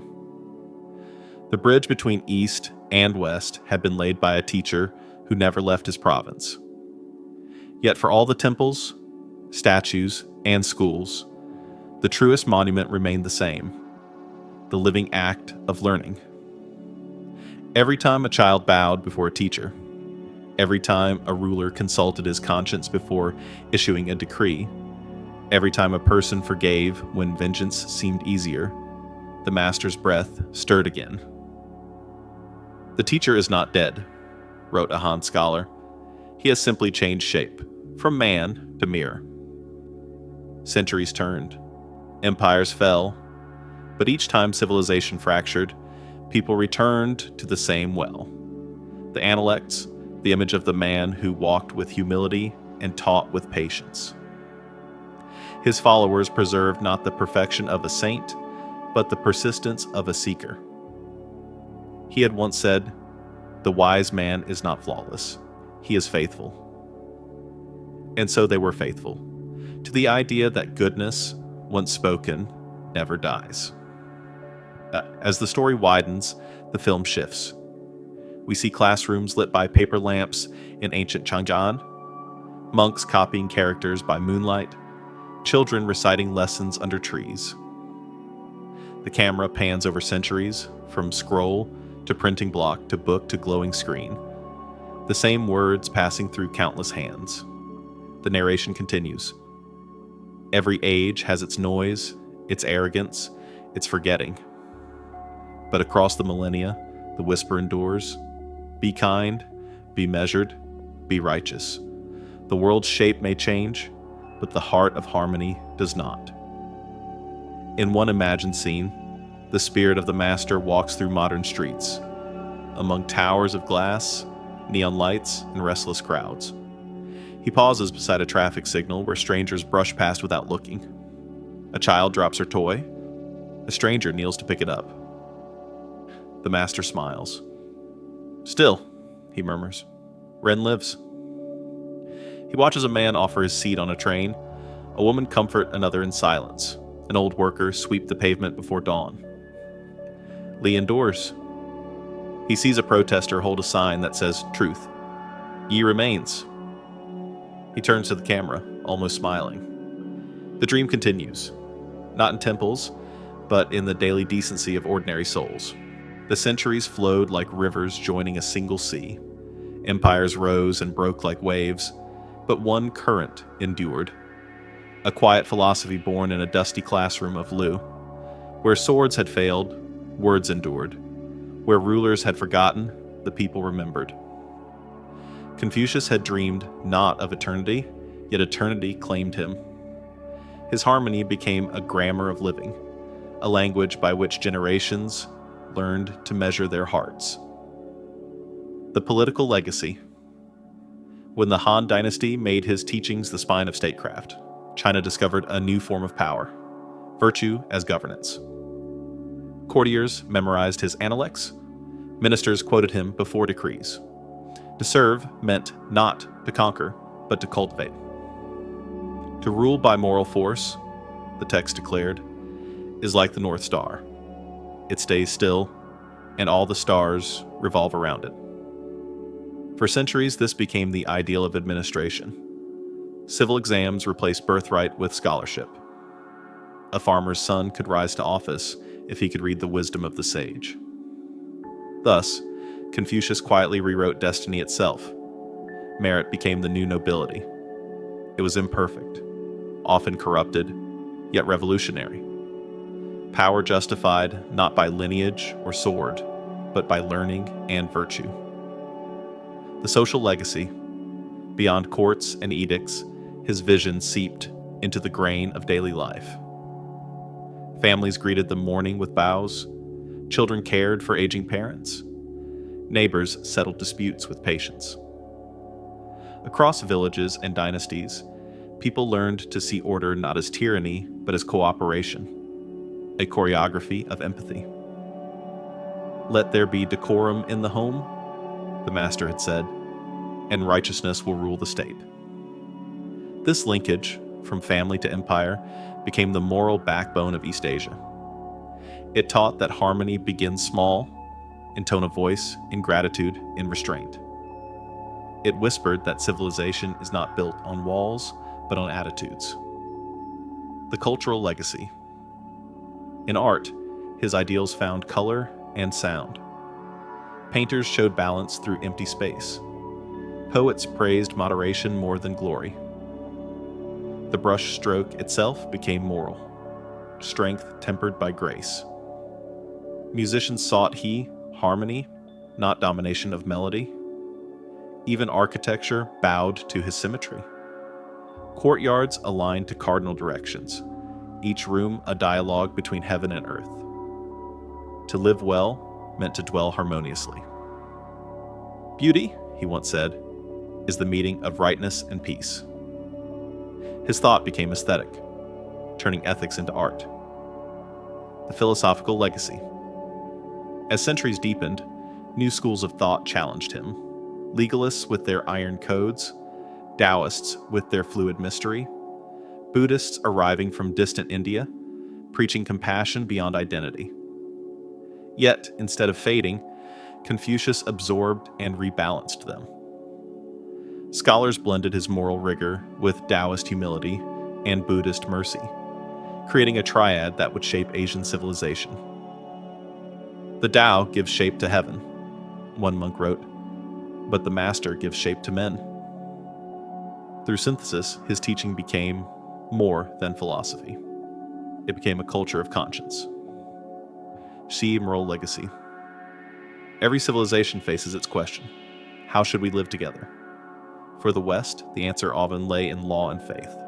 For the East, it lay in harmony. Confucius had replaced commandments with relationships. He taught that virtue was not a list, but a rhythm, a way of tuning oneself to others until conflict became music. He did not demand perfection. He demanded awareness. The noble man, he said, is not a vessel, he adapts. Thus, morality ceased to be punishment and became performance. A lifelong practice, a mindful art of empathy. The spiritual legacy. Though he never spoke of gods, Confucius offered something profoundly sacred: the divinity of sincerity.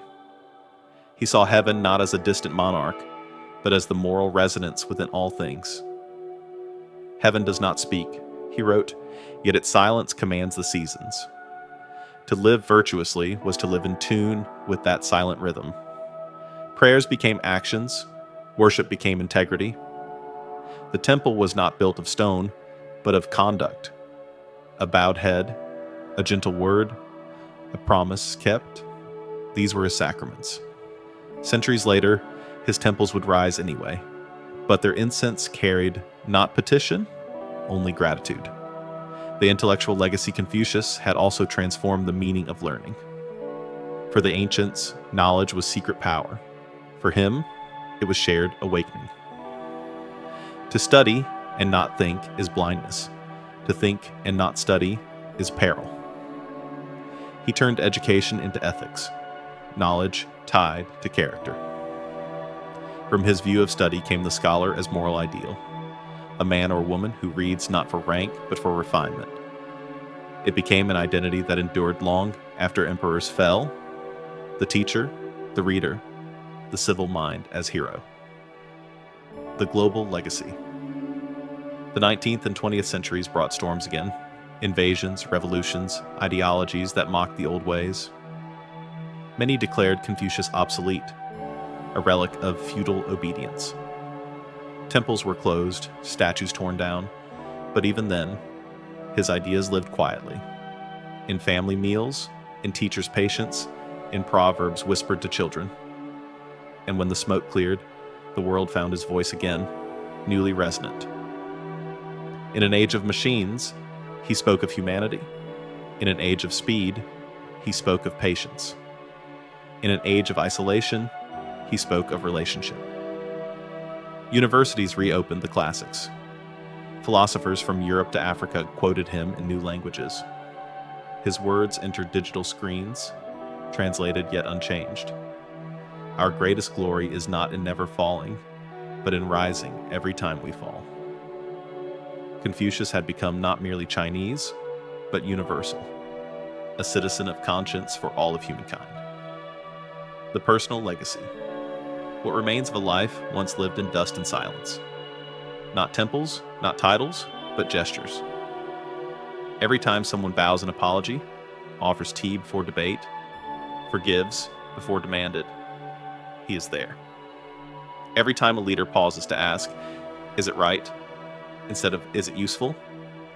he breathes again. To be humane, he said, is to be eternal. His immortality was not mystical, it was behavioral. The way did not promise salvation after death, it promised dignity in life. In that sense, he gave humanity something rarer than hope: responsibility. The invisible legacy. Perhaps his greatest gift was the idea that morality requires no miracles. It asks only mindfulness, the willingness to notice the small. A man closes a gate gently so it will not creak.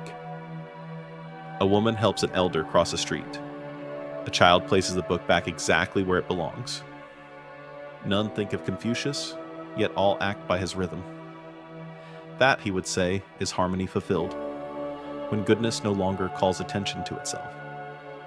As centuries merge into the present, the camera glides over modern cities, trains glinting under neon, screens glowing in dark rooms, crowds crossing streets in quiet synchronization. A voice overlays softly. The legacy of Confucius is not a monument in stone, but the continuity of courtesy. His harmony is not utopia, but the art of staying human. Images of schoolrooms, boardrooms, families at dinner, a scientist bowing before elders, an artist rinsing his brush, ordinary harmony in motion. Then, a return to the old river where he once taught. Now it runs beneath bridges of steel, but the water still murmurs the same song. A narrator whispers, "The way never ended, it simply changed its clothing." The camera finds a teacher closing her classroom door at dusk. On the board behind her, a single line of chalk. Renje and Ren, the benevolent find peace in benevolence, the wise in wisdom. The light fades, the chalk remains glowing faintly. An ember of thought across 2.5 millennia. 2.5 millennia after the sage of Lu walked dusty roads, his world seems distant beyond measure. We live among screens instead of scrolls, algorithms instead of ancestors, and the hum of machines has replaced the sound of wind through bamboo. Yet the questions he asks still breathe beneath our modern skin. How do we live together? How do we balance freedom and responsibility? How do we stay human in the age of noise? And in each question, an echo answers Ren, Li, Yi, compassion, discipline, righteousness, still relevant, still hard. The new noise. Our cities never sleep. Light bleeds from windows through the night. Traffic flows like electric blood. People speak through glass and code, their words compressed into pixels. We scroll endlessly, knowing everything, feeling little. Confucius once warned, "The man who learns without reflection is lost. The man who reflects without learning is in danger." If he stood today in a crowded subway, he might see our faces glowing from phones and say, "We have learning without reflection again." He would not curse technology. He would ask for balance. To study the infinite is good, he'd say, if one still remembers the finite. The breath, the neighbor, the moment. Digital rituals. In the ancient courts of Lu, rituals kept chaos at bay. Today, our rituals are digital. Morning notifications, midday scrolls, evening feeds. They structure our time, but rarely our soul. Confucius might smile and say, "Li still exists, but it has lost its heart." He would urge us to turn these motions into meaning, to message with kindness instead of impulse, to comment as if speaking to a friend face to face, to pause before posting as one would bow before speaking in court. Digital Li, not restraint by fear of judgment, but discipline born of respect. Ren in an age of anxiety. Confucius lived in chaos. We live in information, another form of chaos. We are connected to thousands, yet lonelier than ever. He taught that Ren begins in recognition, to see oneself in another. Imagine him watching a modern street. A homeless man sleeps beside a store selling luxury phones. The master might whisper, "Ren is the bridge you build with your eyes before your hands." In a world measured by efficiency, he would call for empathy as resistance. Small daily acts of attention that restore the texture of humanity. Yi and the moral fog. Our time does not lack knowledge, it lacks clarity. We debate truth in echo chambers, choose morality by trend. Confucius would say, "Yi is to choose the right when the crowd cheers the easy." Righteousness in his eyes was not dogma, but discernment. He would urge each person to become a mirror, not to reflect the loudest voice, but to clarify light from shadow. He would remind us that justice begins in the individual. Decision to stay honest when dishonesty pays better. The return of education. In Confucius's world, to learn was to become moral. In ours, education has become a currency of competition. He would ask, "What is the use of knowledge that does not make you kind?" He would not despise our science or machines. He would praise their brilliance, but warn that intelligence without integrity is a bright weapon. He would stand in a lecture hall and say, "The purpose of learning is to understand heaven within man." Every teacher who still believes in character over grades keeps his spirit alive. Harmony and the Earth Confucius spoke of balance between heaven, earth, and humanity. Today, the balance has broken. The rivers he once watched run gray. The air he praised for silence now roars with engines. If he walked our planet today, he might not speak first of morality, but of ecology. When man forgets his place between heaven and earth, he'd say, he loses both. He would call for Ren toward the non-human, compassion for rivers, mountains, and creatures that cannot argue their worth. Harmony was never meant to end at the edge of human skin. The crisis of identity. Modern life tells us to be ourselves, yet few know what the self is. Confucius would smile at our paradox. The self, he might say, is not found in isolation, but in relation. He believed a person became real only through others, through family, friendship, service. In his eyes, individuality was not a fortress, but a bridge. Perhaps he would look at our crowded feeds and say, "You have 1,000 connections, but few relations." The ancient solution still stands. Cultivate depth over width, presence over presentation. The age of speed, Confucius walked slowly, spoke slowly, listened long. He would be alien in our time of instant answers, but perhaps that is why we need him. He would sit in a cafe surrounded by rushing people and say, "A heart that beats too fast forgets its rhythm." He would remind us that speed without direction is just motion. Harmony requires tempo. To pause is not to fall behind. It is to let the music breathe. The new rulers, our emperors, are now corporations. Our courts, the internet. Power still tempts, just as it did in Lu. Confucius would advise leaders as he did then. Lead not by fear, but by example. The virtue of the ruler is the wind. The virtue of the people, the grass.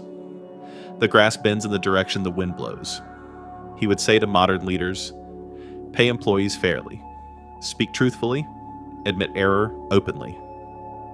These are the new forms of Ren, Li, and Yi. Harmony in the office is no less sacred than harmony in the temple, the silence within. In a world that fears silence, Confucius would prescribe it as medicine. He would urge each person to build a small temple of quiet inside the mind, a space where no advertisement, no anger, no algorithm can enter. There, he'd say, listen for the voice that is not heard but felt, the voice of heaven in your own conscience. Heaven does not speak, he once said, yet it guides all things. To hear it today requires turning off the world for a moment each day. Confucius and the future.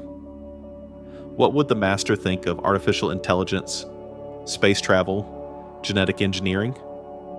He would admire the brilliance and ask, does it serve humanity or replace it? He would not fear progress. He would fear emptiness disguised as achievement. To know is good, he'd say. To care is better. If machines could calculate 1 million possibilities, he'd remind us that virtue still belongs to choice. Wisdom is not data. It is judgment with a heart. Harmony. Reimagined harmony in the modern world is not uniformity of thought, but coexistence of truths. The master would look at a globalized planet and smile. Finally, he might say, the family has met again. He would see that the task is the same as ever, to create unity without erasing difference, to build agreement without crushing debate. In a time when disagreement divides nations, his voice returns like a balm. The noble man seeks harmony, not uniformity. That single sentence, a 2,500-year-old antidote to modern polarization. A world without borders. Confucius's dream of order once belonged to one land, now it belongs to all. His values, respect, honesty, kindness, have no citizenship. They travel easily across languages and time zones, as at home in New York as in Khufu. He would rejoice to see students from every continent studying his analects in many tongues, not as ancient dogma, but as living conversation. The way of the sage, he might say, was never mine alone.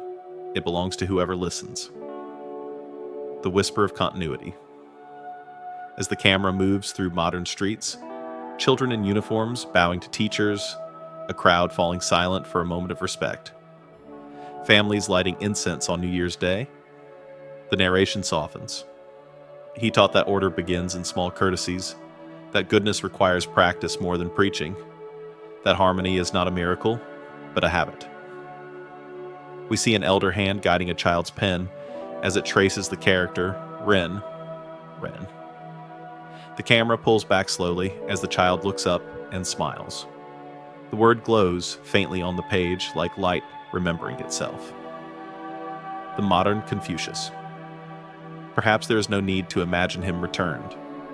He is already here, in the teacher who refuses to give up on a difficult student, in the citizen who chooses honesty when lies pay better, in the parent who apologizes to a child, showing that respect is not hierarchy, but humility. Confucius does not stand above history. He walks through it, quietly. He is everywhere. Goodness takes form without announcement. Final reflection. The The narration returns to its meditative pace. We once called him a teacher, but perhaps he was a mirror. When we look into him, we see what we might be. Footage shows oceans, cities, faces of every age. The voice continues.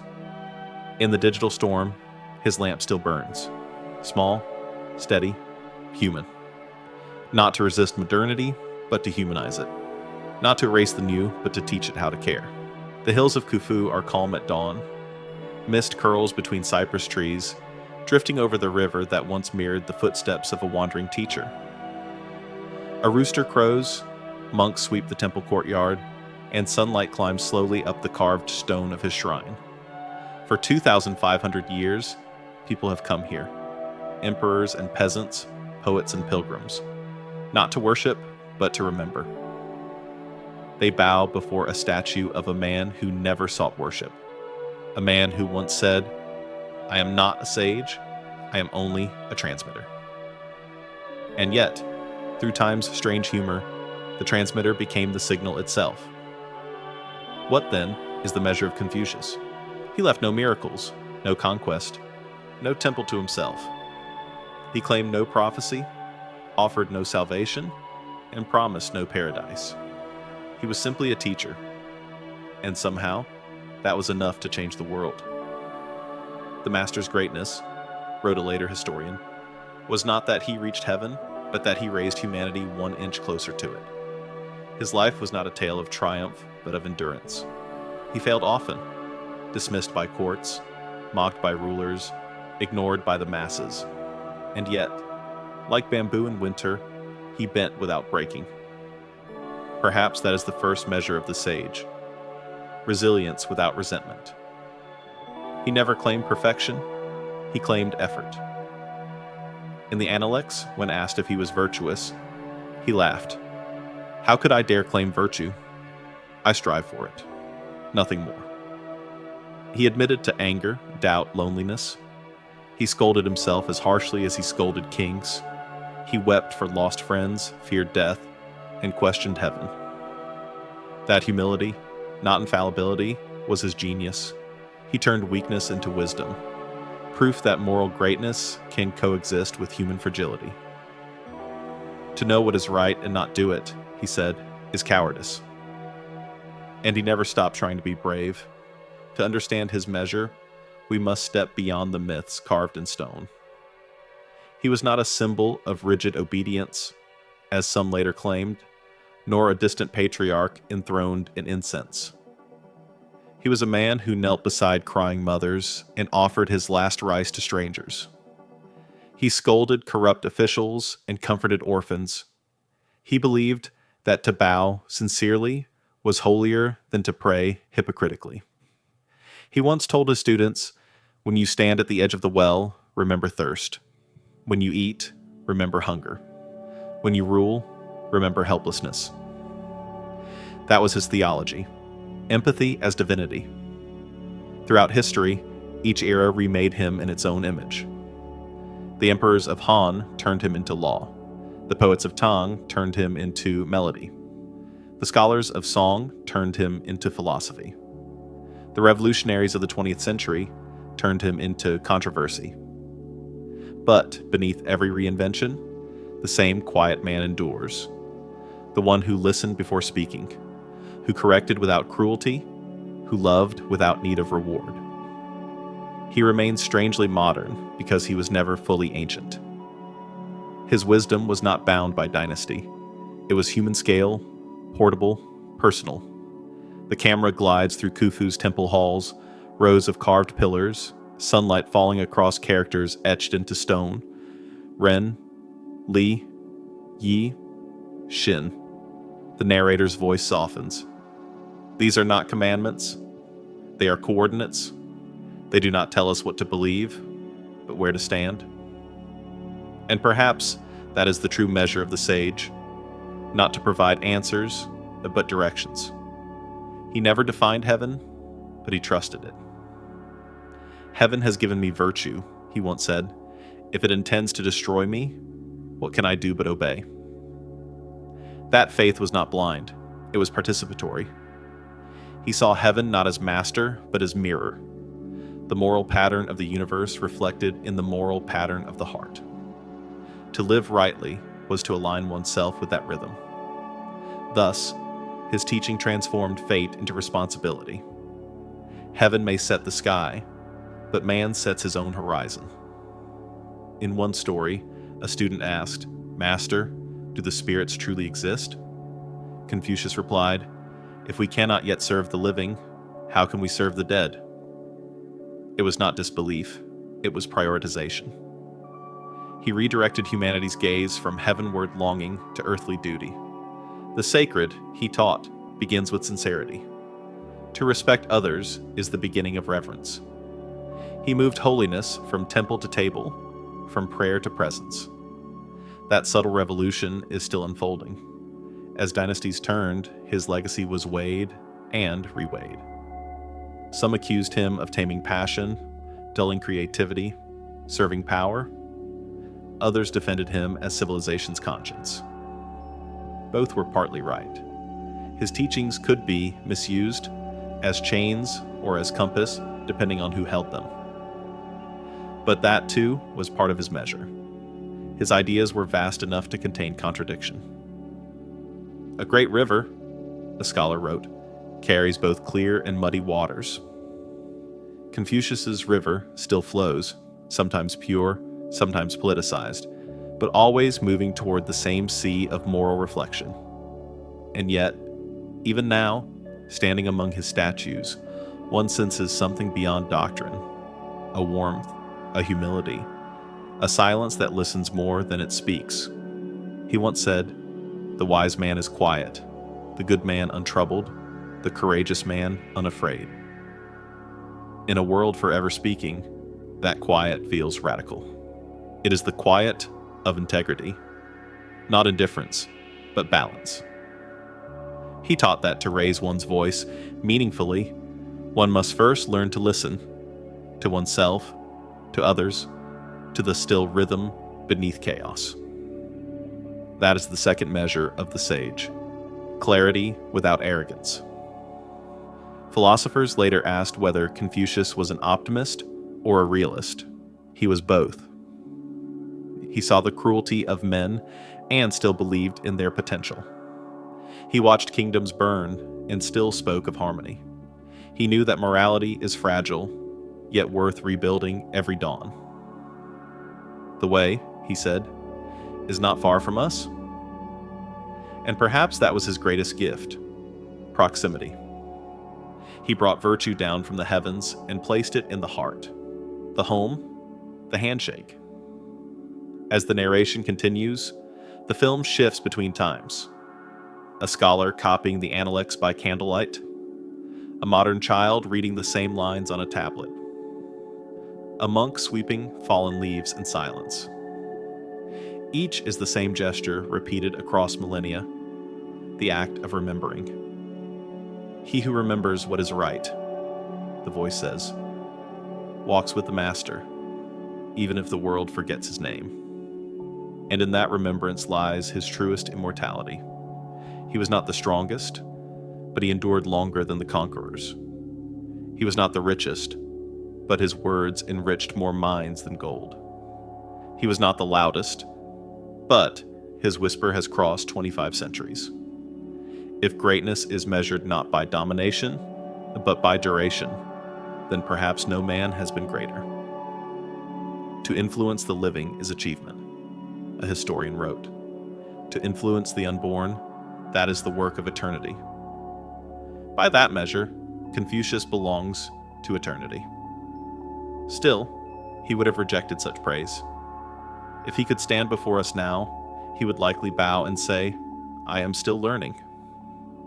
That humility is his final lesson. The third measure of the sage, wisdom without pride. To grow, even at the end. To listen, even when all listen to you. The night he passed, the wind in lieu fell still. A single candle burned beside his bed, its flame trembling but unextinguished. His disciples waited outside, not daring to speak. When dawn came, the light that had filled their lives flickered once, then steadied into silence, No thunder marked the moment, no omen split the sky. Only the hush of a man who had said everything he needed to say. Zigong wrote later, "The master departed as he lived, without noise, leaving the world to listen to the echo. They buried him where the river bends, and the reeds sway like pages in the wind." For 3 years, the disciples stayed nearby, tending the grave, reciting his words to one another so they would not fade. When they finally left, each carried a handful of earth from his tomb and a sentence engraved in memory. From those fragments, civilization rebuilt its conscience. The river kept flowing. So did his thought. The afterglow of a life. History remembers kings in marble and conquerors in steel, but remembers teachers in silence, a silence that survives noise. Confucius's voice was woven into law, language, and custom until no one could separate where he ended and society began.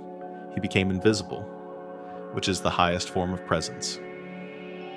When words become habit, he once said, their author may rest. His grave remained humble, yet pilgrims came for centuries. Some sought wisdom, others forgiveness. Many simply came to stand where a good man once breathed. A Tang emperor bowed there and whispered, "You have governed longer than any of us." The birth of legend. Time transformed the teacher into myth. They said cranes guarded his tomb at night, that the river never froze near his resting place, that when unjust rulers rose, his spirit walked their dreams. None of these tales would have pleased him. He had warned against superstition. Respect the spirits, but keep them at a distance. Yet legend was inevitable. The human heart needs miracles to explain endurance. When a man's ideas survive for millennia, it is easier to call him divine than disciplined. But the miracle was always simpler. He cared, and he continued. The timeless classroom. Imagine now, a classroom lit by sunlight through paper windows. A teacher writes the character Ren on a board. 1,000 miles away, another teacher does the same in chalk, and another in pixels on a glowing screen. Different ages, same gesture. Every time that brush moves, the old man of Lu stands again, quietly watching. His smile is small, the kind that says, "Good, continue." Because the true immortality of a teacher is repetition, not of worship, but of understanding. Beyond nation and faith. He belonged to no church, yet inspired temples. Served no king, yet guided emperors. Preached no deity, yet awakened reverence. He proved that morality can be sacred without being supernatural. Heaven, he said, is silent. So must man listen. That listening spread beyond China, to Korea, Japan, Vietnam, and centuries later, the West. Wherever humans asked how to live decently together, his answers whispered through translation. Cultivate yourself. Respect others. Seek harmony, not uniformity. In every tongue, the melody remained the same. The river of influence. Philosophers called him sage. Politicians, model. Skeptics, moral engineer. Yet each found what they needed because his ideas were not chains but channels. They flowed around obstacles, filling new shapes without losing essence. Through Confucius, Asia built its grammar of courtesy, its sense of time as cycle, not line. Its conviction that self-discipline is freedom, not limitation.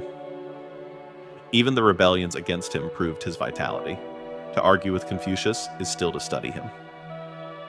A mirror for every age. Every generation remakes him. The scholars of Han saw him as architect of order. The humanists of Song saw him as seeker of mind.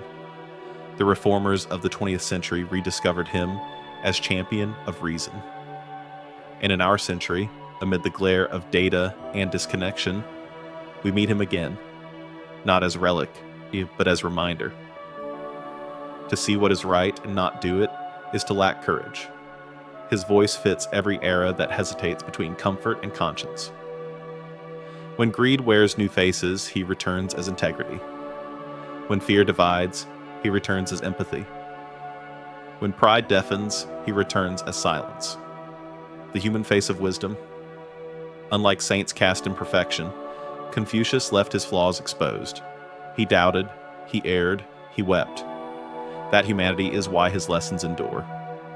He showed that virtue is not divine inheritance, but daily work. The man who moves a mountain, he said, begins by carrying small stones.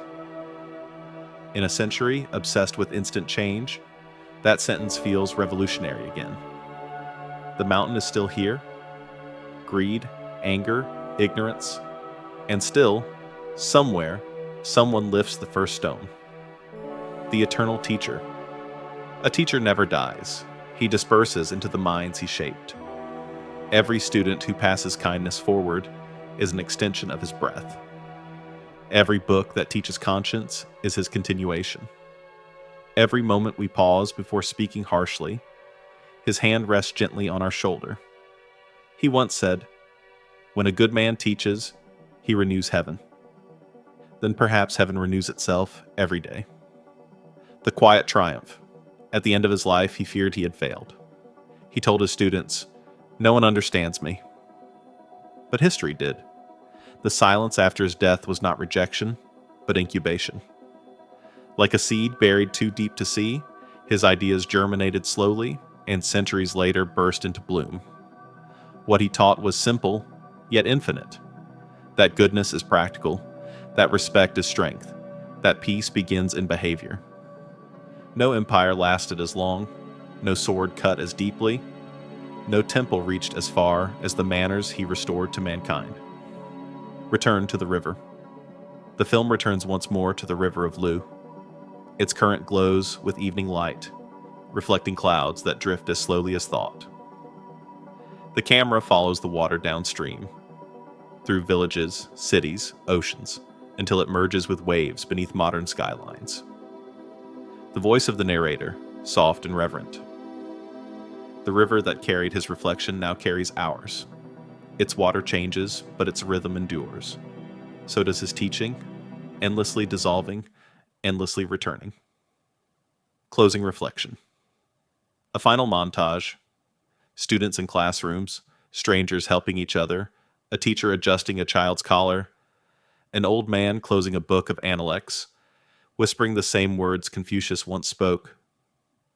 Is it not a joy to learn and to practice what one has learned? The scene widens, the world glowing in the curve of dawn. The voice continues. He asked for no followers, only fellow learners.